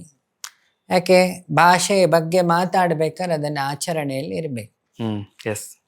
ಇವತ್ತು ಹೇಳಿದ್ರು ಕನ್ನಡ ಭಾಷೆ ಉಳಿದಿದ್ದು ಹೇಗೆ ಅಂತ. ನಾವು ಹೇಳ್ತು ಕನ್ನಡ ಸಂಘದವರು ಹೇಳ್ಬೋದು, ಅವ್ರು ಎದೆ ತಟ್ಟಿ ಒಬ್ಬ ಓದಾಡ್ತಾನೆ ಭಾಷೆ ಯಾರೇ ಬೈದ್ರು. ಇನ್ನೊಂದು ಆಟದವ್ರು ಹೇಳ್ಬೋದು, ಅವರಿಬ್ಬರಿಗೆ ನೈತಿಕತೆ ಇದೆ. ಆ್ಯಕ್ಟರ್ಗಳು ಹೇಳ್ಬೋದು, ಯಾಕೆ ಅವರು ಕಲಾವಿದರು ಅದನ್ನು ಬೆಳೆಸಿದ್ದಾರೆ. ಬೇರೆ ಯಾರೆಲ್ಲ ಕತೆ ಹೇಳುತ್ತಾರೆ ಈ 3 ವರ್ಗ ಬಿಟ್ಟು, ಕನ್ನಡ ಸಂಘ, ಆಟೋದವರು, ಕಲಾವಿದರು ಬಿಟ್ಟು ಮತ್ತಾರೆಲ್ಲ ಕನ್ನಡ ಭಾಷೆ ಬಗ್ಗೆ ಕತೆ ಹೇಳುತ್ತಾರೆ, ಅವ್ರ ಮಕ್ಕಳೆಲ್ಲ ಎಲ್ಲಿ ಓದ್ತಿದ್ದಾರೆ ಅಂತಂದು ಅವರೇ ಫೋಟೋ ತಕ್ಕೊಂಡು ನೋಡಿದರೆ ಇತ್ತು. ಮತ್ತು ಅವ್ರ ಮಕ್ಕಳಿಗೆ ಕನ್ನಡ ಅರ್ಧ ಗಂಟೆ ಚೆನ್ನಾಗಿ ಮಾತಾಡ್ಲಿಕ್ಕೆ ಬರುತ್ತಾ ಅಂತ ನೋಡಿದ್ರಿ ಅವ್ರು ಈ ಪ್ರಶ್ನೆ ಹಾಕ್ಕೊಳ್ಳಿ. ಇನ್ನು ಭಾರಿ ಪ್ರಕೃತಿ ಕಾಳಜಿ ಕತೆ ಹೇಳೋರೆಲ್ಲ ಎಷ್ಟು ಜನ ಪಕ್ಷಿಗಳಿಗೆ ದಿನ ಅನ್ನ ನೀರಿಡ್ತಾರೆ, ಎಷ್ಟು ಗಿಡಗಳೆಲ್ಲ ಬೆಳೆಸಿದೀವಿ, ಈ ಪ್ರಶ್ನೆ ನಾವು ಇದೆಲ್ಲ ಅವರವರ ಸೋಷಿಯಲ್ ಮೀಡಿಯಾದಲ್ಲಿ ಹೇಳೋದು ಬೇಡ, ಅವ್ರಿಗೆ ಅವರೇ ಹಾಕೊಳ್ಳಿ. ಆತ್ಮಸಾಕ್ಷಿಗೆ ನೋಡು, ನಾನು ನನ್ನ ಮನಸ್ಸಾಕ್ಷಿಗೆ ಪ್ರಶ್ನೆ ಹಾಕೊಂಡು ಬದುಕೋ. ಈಗ ನೀನು ಕೇಳಿದ್ದಾಗ ಸುಮಾರಕ್ಕೆ ನಾವು ಉತ್ತರ ಕೊಡ್ತೀವಿ. ಹೌದು, ಕೊಡೋದಾಗಿದ್ರೆ ಆಪ್ಷನ್ ಸುಮಾರಿತ್ತು. ಒಂದಿಷ್ಟು ಪ್ರೆಸ್ ಮೀಟ್ ಮಾಡೇ ಕತೆ ಹೇಳ್ಬೋದಿತ್ತು, ನಾಟ್ ರಿಕ್ವೈರ್ ಅಂತ ಕಾಣುತ್ತೆ. ನೀ ಕೇಳಿದಾಗ ನಂಗೆ ಸುಳ್ಳು ಹೇಳಲಿಕ್ಕೆ ಬರಲ್ಲ. ಸುಳ್ಳು ಹೇಳೋದು ಹೇಳಿತನ ಅಂತ ನಂಬುದವನ್ನ. ನನ್ನ ತಂದೆ ಸತ್ಯನಾರಾಯಣ, ಹಾಗೆ ಸಾಯೋ ತನಕ ಸತ್ಯದಲ್ಲೇ ಬದುಕುದು ಅಂತ. ಅದಾಗಿದ್ದಾಗ್ಲಿ ಪ್ರಾಣ ಹೋದ್ರು ಚಿಂತೆ ಇಲ್ಲ ಅನ್ನೋ ಸಿದ್ಧಾಂತದಲ್ಲಿದ್ದ. ಯಾಕೆ ಗಾಂಧಿಯಿಂದ ಕಲ್ತಿದ್ದ. ಯಾಕೆ ಎಲ್ಲ ಹೇಳ್ಬೋದು ಗಾಂಧಿ ಹಂಗೆ ಹಿಂಗೆ ಅಂತ ಕಾಲೇ ಸ್ಮರೇ ಮಾಮ ಅಂತ ಕೃಷ್ಣ ಹೇಳಿದ್ದನ್ನು ಕೊನೆಗೆ ಪ್ರೂವ್ ಮಾಡಿದ್ರು ಗಾಂಧಿ. ಗುಂಡೊಡಿಲಿಕ್ಕೆ ಬಂದವನಿಗೆ ಕೈ ಮುಗಿದು ಹೇ ರಾಮ ಅಂತ ಹೇಳಿ ಕೊನೆಗೆ ದೇಹ ಬಿಟ್ಟವರು. ಮೃತ್ಯುವನ್ನು ತರುವವನು ರಾಮನೇ ಅಂತ ಪ್ರಾಕ್ಟಿಕಲಿ ಇಟ್ಟರು ಅಧ್ಯಾತ್ಮನ ಮಾಡಿದಾರಂತ ಯಾರ್ಯಾರು ಕತೆ ಪುಂಗವರು. ಸೊ ಇದನ್ನೇ ಆತ್ಮದರ್ಶನ ಅಂತ. ಇಷ್ಟರ ಮಟ್ಟಿಗೆ ನಾವು ಪ್ರಶ್ನೆ ಹಾಕ್ಕೊಂಡ್ರೆ ಗಂಡ ಹೆಂಡತಿ ಮಕ್ಕಳು ರಾಜಕಾರಣಿಗಳು ಅಧಿಕಾರಿಗಳು ಸಾಮಾನ್ಯ ಜನರು, ಗುಂಡಿ ಬಿದ್ದಾಗ ಎದೆ ಹೊಡ್ಕೊಳ್ಳೋರು, ಗುಂಡಿ ಬಿದ್ದಾಗ ಎದೆ ಹೊಡ್ಕೊಳ್ಳೋ ಜನರು ಓಟ್ ಹಾಕಿ ಗುಂಡಿ ಒತ್ತಬೇಕಾದ್ರೂ ಚೂರಿ ಒತ್ತಿದ್ರೆ ಇವತ್ತು ರೋಡಲ್ಲಿ ಗುಂಡಿ ಬೀಳ್ತಿರ್ಲಿಲ್ಲ, ಗುಂಡಿಗೆ ಬೀಳ್ತಿರ್ಲಿಲ್ಲ, ಇವ್ರ ಮನೆ ಎದುರುಗಡೆಯೂ ಗುಂಡಿಗೆ ಬೀಳ್ತಿರ್ಲಿಲ್ಲ. ಇದು ನಾನು 15 ವರ್ಷದಿಂದ ಈ ಕತೆ ಕಾದಂಬರಿ. ಈ ಜನ ಬದಲಾಗಲ್ಲ ಗುರುಗಳಾಗದ್ರೆ ಜನರಲ್ಲಿ ವಿಜ್ಞಾನಮಯ ಕೋಶ ಸ್ವಲ್ಪ ಇನ್ಆಕ್ಟಿವ್ ಇದೆ ಅಷ್ಟೇ. ವಿಜ್ಞಾನ ವಿಮರ್ಶೆ ಇಲ್ಲ, ಚಿಂತನೆ ಇಲ್ಲ, ಚಿಂತೆ ಇದೆ ಅಷ್ಟೆ. ಯಾರೇ ಬಂದು ಹೆಗಲ ಮೇಲೆ ಕೈ ಹಾಕಿ ನಮ್ಮ ಅಣ್ಣ ಅಂದ್ರೆ ಓಟ್ ಹಾಕ್ತೀವಿ. ಇವತ್ತಿಗೂ ಎಷ್ಟೋ ಜನ ಗೊತ್ತಿಲ್ಲ, ಈ ರಾಜಕಾರಣಿಗಳು ಅವ್ರ ಊರಿಗೆ ಏನಾರ ಒಂದು ರಸ್ತೆ ಮಾಡಿಸ್ತಾರೆ, ಚರಂಡಿ ಮಾಡಿಸ್ತಾರೆ ಅಂದ್ರೆ ಅವ್ರ ಸ್ವಂತ ದುಡ್ಡಿನ ಮಾಡಿಸ್ತಾರೆ ಅಂತ ಅನ್ಕೊಂಡ್ಬಿಟ್ಟವ್ರೆ. ಅದು ನಾನು ಎಷ್ಟೋ ರಾಜಕಾರಣಿಗಳಿಗೆ ಹೇಳ್ತೀನಿ ನೋಡಿ, ಅನುದಾನ ಅಂದಿದ್ದು ನಿಮ್ಮ ಆಸ್ತಿ ಎಲ್ಲ ಮೂರು ಪಾರ್ಟಿಯವರಿಗೆ ನಿಮ್ಮ ಆಸ್ತಿ ಮಾರಿದ ದುಡ್ಡಲ್ಲ. ಹೌದು. ಆಟೋದವನು, ಮಲ್ಲಿಗೆ ಹೂ ಎತ್ತವನು, ಅವ್ರು ಇವರು ಶ್ರೀಮಂತರೆಲ್ಲ ಸಾಲ ಮನ್ನದ ಕತೆ ನಾವು ನೋಡಿದೀವಿ. ನಮ್ ಕಡೆ ಎಸ್ಟೇಟ್ ಅವ್ ಯಾವ ದುಡ್ಡು ಕಟ್ಟಲ್ಲ. ಶ್ರೀಮಂತರೆಲ್ಲ ಬ್ಯಾಂಕ್ ಅವ್ರನ್ನೇ ಬುಕ್ ಮಾಡಿ ಮನ್ನಾ ಮಾಡಿರ್ತಾರೆ. ಈ ಎಲ್ಲ ಲೋನ್ ಕಟ್ತಾ ಇರೋದು ಸಾಮಾನ್ಯ ವರ್ಗದವರೇ. ಎಲ್ಲ ಪಾಪ ಈ ಹೂ ಕಟ್ಟೋರು, ಕೂಲಿಯವರು. ಯಾಕೆ ಬಡವ್ರ ಹತ್ರ ದುಡ್ಡಿರಲ್ಲ, ಸ್ವಾಭಿಮಾನ ಇರುತ್ತೆ. ಹೌದು. ಶ್ರೀಮಂತರ ಹತ್ರ ದುಡ್ಡಿರುತ್ತೆ, ಸ್ವಾಭಿಮಾನ ಅನ್ನೋದು ಡಿಕ್ಷನರಿನೇ ಇರಲ್ಲ, ಮಾನ ಎಲ್ಲ ಬಿಟ್ಟಾಗಿದೆ. ಹಾಗಾಗಿ ಅವ್ರು ಯಾರು ಕಟ್ಟಲ್ಲ. ಅದಕ್ಕೆ ಸಾಕ್ಷಿ ಮಲ್ಯ. ಅಲ್ವಾ? ಈ ಎಲ್ಲ ಆಡಿಟಿಂಗ್ ತಗೊಳ್ತಾರಲ್ಲ, ಅತಿ ಶ್ರೀಮಂತರುಗಳು ಎಷ್ಟು ಜನ ಲೋನು ಟ್ಯಾಕ್ಸ್ ಕಟ್ಟಿದ್ದಾರೆ. GST ಅವ್ರು ಹುಡ್ಕೊಂಡು ಹೋಗ್ಬೇಕು ಅವ್ರಿಗೆ. ಅದೇ ಮಲ್ಯ ಜಾಗದಲ್ಲಿ ಸಾಮಾನ್ಯ ಬಡವ ಇದ್ರೆ GST ಅವ್ರು ಇವ್ರನ್ನ ಹುಡ್ಕೊಂಡು ಹೋಗ್ಬೇಕು. ಸಾಮಾನ್ಯರು ಪಾಪ ಬಿಸ್ತಲ್ ಕ್ಯೂ ನಿಂತು GST ಕಟ್ತಾರೆ. ಆ GST ದುಡ್ಡನ್ನ ರಾಜಕಾರಣಿಗಳು ಅನುದಾನ ಅಂತ ಕೊಟ್ಟಿದ್ದು. ಇವ್ರು ನಾನ್ ಕೊಟ್ಟೆ 5 ಲಕ್ಷ 3 ಲಕ್ಷ ನಾನ್ ಕೊಟ್ಟೆ, ನಿಮ್ ಜೋಬಿಂದ ಕೊಟ್ಟಿದ್ದಲ್ಲ ಅದು. ನೀವು ಕೊಟ್ಟಿದ್ದೆಲ್ಲಿಂದ? ಜನ ನಿಮ್ಮ ಹತ್ರ ಜೋಪಾನ ಮಾಡ್ತೀರಿ. ನಮ್ಮ ಮನೇಲಿ ಇದ್ರೆ ಜೋಪಾನ ಆಗಲ್ಲ, ಬ್ಯಾಂಕಲ್ಲಿ ಇದ್ರು ಜೋಪಾನ ಆಗಲ್ಲ, ನಿಮ್ಮ ಹತ್ರ ಇದ್ರೆ ಜೋಪಾನವಾಗಿರುತ್ತೆ ಅಂತ ಅನ್ಕೊಂಡ್ರು. ಆದ್ರೆ ಅದು ಹೊರದೇಶದಲ್ಲಿ ಜೋಪಾನ ಆಗುತ್ತೆ ಅಂತ ಆಮೇಲೆ ಜ್ಞಾನ ಬಂತು. ಅದು ಮಾಧ್ಯಮದಿಂದನೇ ಇನ್ನು ಕೆಲವರಿಗೆ ಗೊತ್ತಿಲ್ಲ. ಹಾಗಾಗಿ ಅದನ್ನ ತಿಳಿಸಿದ್ರೆ ಎಷ್ಟೋ ಜನ ಎಚ್ಚರ ಆಗ್ತಾರೆ. ಈಗ ಅದಕ್ಕೆ ಯಾರೇ ಅನುದಾನ ಕೊಡೋವರಿಗೂ ನನ್ನೊಂದು ರಿಕ್ವೆಸ್ಟ್, ಇದು ನಿಮ್ಮ ಧನ, ಇದು ನಿಮ್ಮ ಧನ, ಅದು ಸರ್ಕಾರದಲ್ಲಿತ್ತು, ನಾನ್ ನಿಮ್ಮ ಪ್ರತಿನಿಧಿ. ಹಾಗಾಗಿ ಆ ಧನವನ್ನ ನೀವೇ ಇಟ್ಟ ಧನವನ್ನ ನಿಮಗೆ ಕೊಡ್ತಾ ಇದ್ದೀನಿ. ನಾನು ಅಷ್ಟು ಕೊಟ್ಟೆ, ನಾನು ಇಷ್ಟು ಕೊಟ್ಟೆ ಹಾಗೆ ಕೇಳೋವರಿಗೆ ಜನಕ್ಕೆ ನೇರ ಒಂದು ಪ್ರಶ್ನೆ ಹಾಕಿ, ನಿಮ್ಮ ತೋಟ ಮಾರಿ ಕೊಟ್ರ ಅಂತ ಹೇಳ್ತಾರ ಮುಂದಿನ ದಿನಗಳಲ್ಲಿ. ಈಗ ನ್ಯೂಸ್ ಕೇಳಲಿಕ್ಕೆ ಶುರು ಮಾಡಿದ್ದಾರೆ. ಈ ಜನರೇಷನ್ ನೇರ ಕೇಳಲಿಕ್ಕಾಗಿಲ್ವಾ? ಸೋಷಿಯಲ್ ಮೀಡಿಯಾದಲ್ಲಿ ಕಮೆಂಟ್ ಹೊಡೆಯೋ ಜನಗಳಿಗೆ ಹೇಳಿದ್ದು, ನಂಗೂ ಹೊಡಿತೀರಲ್ಲ ಕಮೆಂಟ್, ಅದ್ರ ಜೊತೆ ಕಮೆಂಟ್ ಇದಕ್ಕೆ ಆಡ್ ಮಾಡಿ ಹೊಡೀರಿ. ಇಲ್ಲ, ಭಯ ಪಡ್ತಾರೆ, ಅವ್ರ ಕಾನೂನು ಕ್ರಮ ಕೈಗೊಳ್ಬಿಡ್ತಾರೆ ಅನ್ನೋ ಎಚ್ಚರಿಕೆ ಇರ್ತಾರೆ. ಮರಣ ಭಯ ಇದ್ದವನಿಗೆ ಸತ್ಯ ದರ್ಶನ ಇಲ್ಲ, ಆಗಲ್ಲ. ಮರಣ ಭಯ ಬಿಟ್ಟವನಿಗೆ ಈ ದಾರಿ. ನೀನ್ ಹೇಳುದಿಲ್ಲ, ಸಮಾಜ ಸರಿ ಹೋಗ್ಬೇಕಾದ್ರೆ ಫಸ್ಟ್ ಅಕ್ಷರ ಸತ್ಯ ಬರಬೇಕು. ಸತ್ಯ ಅಷ್ಟೆ. ಆಮೇಲೆ ಅಜ ಅಂದ್ರೆ ಮೃತ್ಯುವನ್ನ ಗೆದ್ದವನು ಸಮಾಜ. ಸೊ ಇಷ್ಟೊತ್ತು ಗುರುಗಳ ಅನುಭವ ಜೊತೆಗೆ ಅವರು ಏನನ್ನ ಗಮನಿಸಿದ್ರು, ಏನನ್ನ ತಿಳ್ಕೊಂಡಿದ್ದಾರೆ, ಅದೆಲ್ಲವನ್ನು ಕೂಡ ಹೆಚ್ಚು ಕಡಿಮೆ ನನ್ನ ಪ್ರಕಾರ ಒಂದು 2.5 ಗಂಟೆ 3 ತಾಸು ನಮ್ಮೊಟ್ಟಿಗೆ ಆ ಅನುಭವವನ್ನು ಹಂಚ್ಕೊಂಡ್ರೆ ಬಹುಶಃ ನಾನು ಪುಣ್ಯ ಮಾಡಿದ್ದೀನಿ ಅಂತ ಅನ್ಸುತ್ತೆ. ಒಂದು 3 hours ಟೈಮ್ ಸಿಕ್ಕಿದೆ. ನೀವೇನು ವೀಕ್ಷಕರು ನೋಡ್ತಾ ಇದ್ದೀರಾ, ಹಾಗೆ ಇಲ್ಲೊಂದು 10 ಜನ ಕೂತಿದ್ದಾರೆ, ಅವರು ಕೂಡ ಅವ್ರ ಮಾತುಗಳನ್ನ ಕೇಳಬೇಕು ಅಂತ ಒಂದು ಚೂರು ಆ ಕಡೆ ಈ ಕಡೆ ಅಲುಗಾಡದೆ ಕೂತ್ಕೊಂಡು ಕೇಳ್ತಿದ್ದಾರೆ ಅಂತಂದ್ರೆ ಬಹುಶಃ ಅದು ಎಲ್ರಿಗೂ ಸಿಗುವಂತಹ ಅದೃಷ್ಟ ಅಲ್ಲ. ಸೊ ಹಾಗಾಗಿ ಯಾರೆಲ್ಲ ಈ ಒಂದು ಕಾರ್ಯಕ್ರಮವನ್ನ ತಾಳ್ಮೆಯಿಂದ ನೋಡಿ ತಿಳ್ಕೊಂಡ್ರಿ, ಕಲ್ತ್ಕೊಂಡ್ರಿ, ಅರಿತುಕೊಂಡ್ರಿ, ಅದು ತುಂಬಾ ಮುಖ್ಯ ಆಗುತ್ತೆ. ಕೇವಲ ಒಂದು ಸಂದರ್ಶನ ಮಾಡಿದ್ದಾನೆ ಚಂದನ್, ವಿನಯ್ ಗುರುಜಿ ಅವರು ಬಂದ್ಬಿಟ್ಟು ಸಂದರ್ಶನ ಕೊಟ್ಟಿದ್ದಾರೆ ಅನ್ನೋದಕ್ಕಷ್ಟೇ ಸೀಮಿತ ಆಗ್ಬಾರ್ದು, ಲೈಕ್ ಕಮೆಂಟ್ಗಷ್ಟೇ ಸೀಮಿತ ಆಗ್ಬಾರ್ದು.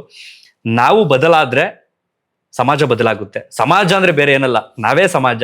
ಸೊ ಹಾಗಾಗಿ ಈ ಸಮಾಜಕ್ಕೆ ಬೇಕಾಗಿರ್ತಕ್ಕಂಥ ಎಷ್ಟೋ ವಿಚಾರಗಳ ಬಗ್ಗೆ ಇಲ್ಲಿ ಚರ್ಚೆ ನಡೀತು. ದೈವಿಕವಾಗಿ, ಸನಾತನ ಧರ್ಮದ ಪರವಾಗಿ, ನಂಬಿಕೆಯ ಪರವಾಗಿ, ದೇವರಿದ್ದಾನ ಅನ್ನೋದ್ರ ಪರವಾಗಿ. ಸೊ ಎಲ್ಲಾ ವಿಚಾರಗಳ ಬಗ್ಗೆ ಅಂತಿಮವಾಗಿ ಏನೇ ಡಿಸ್ಕಷನ್ ನಡೆದ್ರು ಪ್ರೆಸೆಂಟ್ ನಮ್ದು ಇರ್ತಕ್ಕಂಥ ಈ ಕಲಿಯುಗದಲ್ಲಿ ನಮ್ದು ಮನುಷ್ಯ ಜನ್ಮ ಆಗಿರೋದ್ರಿಂದ ನಾವೆಷ್ಟು ಚೆನ್ನಾಗಿರ್ತೀವಿ, ನಮಗ್ ನಾವೆಷ್ಟು ನ್ಯಾಯಯುತವಾಗಿರ್ತೀವಿ ಅನ್ನೋದೇ ಕನ್ಕ್ಲೂಷನ್ಗೆ ಬರ್ತಿರ್ತಕ್ಕಂಥ ಅಂಶ. ಸೊ ಹಾಗಾಗಿ ಇಷ್ಟೊತ್ತು ಈ ಒಂದು ಕಾರ್ಯಕ್ರಮವನ್ನ ತಾಳ್ಮೆಯಿಂದ, ಪ್ರೀತಿಯಿಂದ ನೋಡಿ ಸಹಕರಿಸಿದಂತ ನಿಮ್ಗೆ ಧನ್ಯವಾದಗಳು. ಎಲ್ಲದಕ್ಕಿಂತ ಮಿಗಿಲಾಗಿ ಗುರುಗಳೇ, ಇಷ್ಟೊತ್ತು ಸಮಯವನ್ನ ಕೊಟ್ಟಿದ್ದಕ್ಕೆ ನಾನು ತುಂಬಾ ಆಭಾರಿಯಾಗಿರ್ತೀನಿ. ನಿಮ್ಗೆ ತುಂಬಾ ಖುಷಿ ಆಯ್ತು. ನಿಮ್ಮ ಎಷ್ಟೋ ಕೆಲಸಗಳನ್ನ ಇದನ್ನ ಜ್ಞಾನ ಯಜ್ಞ ಅನ್ಕೊಂಡೆ. I didn't take as a programme. It's a progress of knowledge. ಇಲ್ಲಿ ಚಿಂತನೆ, ಗುರುಗಳು ಇರಲಿಲ್ಲ, ಶಿಷ್ಯರು ಇರಲಿಲ್ಲ. ನಿನ್ನ ಹತ್ರ ಇರೋ ಒಳ್ಳೇದು ನಾನು ಕಲ್ತ್ಕೊಳ್ತಿದ್ದೆ, ನನ್ನ ಹತ್ರ ಅಕಸ್ಮಾತ್ ಒಳ್ಳೇದಿದ್ರೆ ಕಲ್ತ್ಕೊಳ್ಬೋದು, ಇದೆ ಅಂತಲ್ಲ. ಹಾಗಾಗಿ ಈ ಮಾಧ್ಯಮ ಅನ್ನೋದು ಯಜ್ಞ ಆಗ್ಬೇಕು, ಇದು ಉದ್ಯಮ ಆಗಬಾರ್ದು. ಯಜ್ಞ ಆಯ್ತು, ಯಜ್ಞದ ಫಲ ಸಮಾಜವನ್ನು ಬೆಳಗ್ತದೆ. ಉದ್ಯಮ ಆಯ್ತು, ಸಂಸ್ಥೆಯನ್ನೇ ಬೆಳಗ್ತದೆ.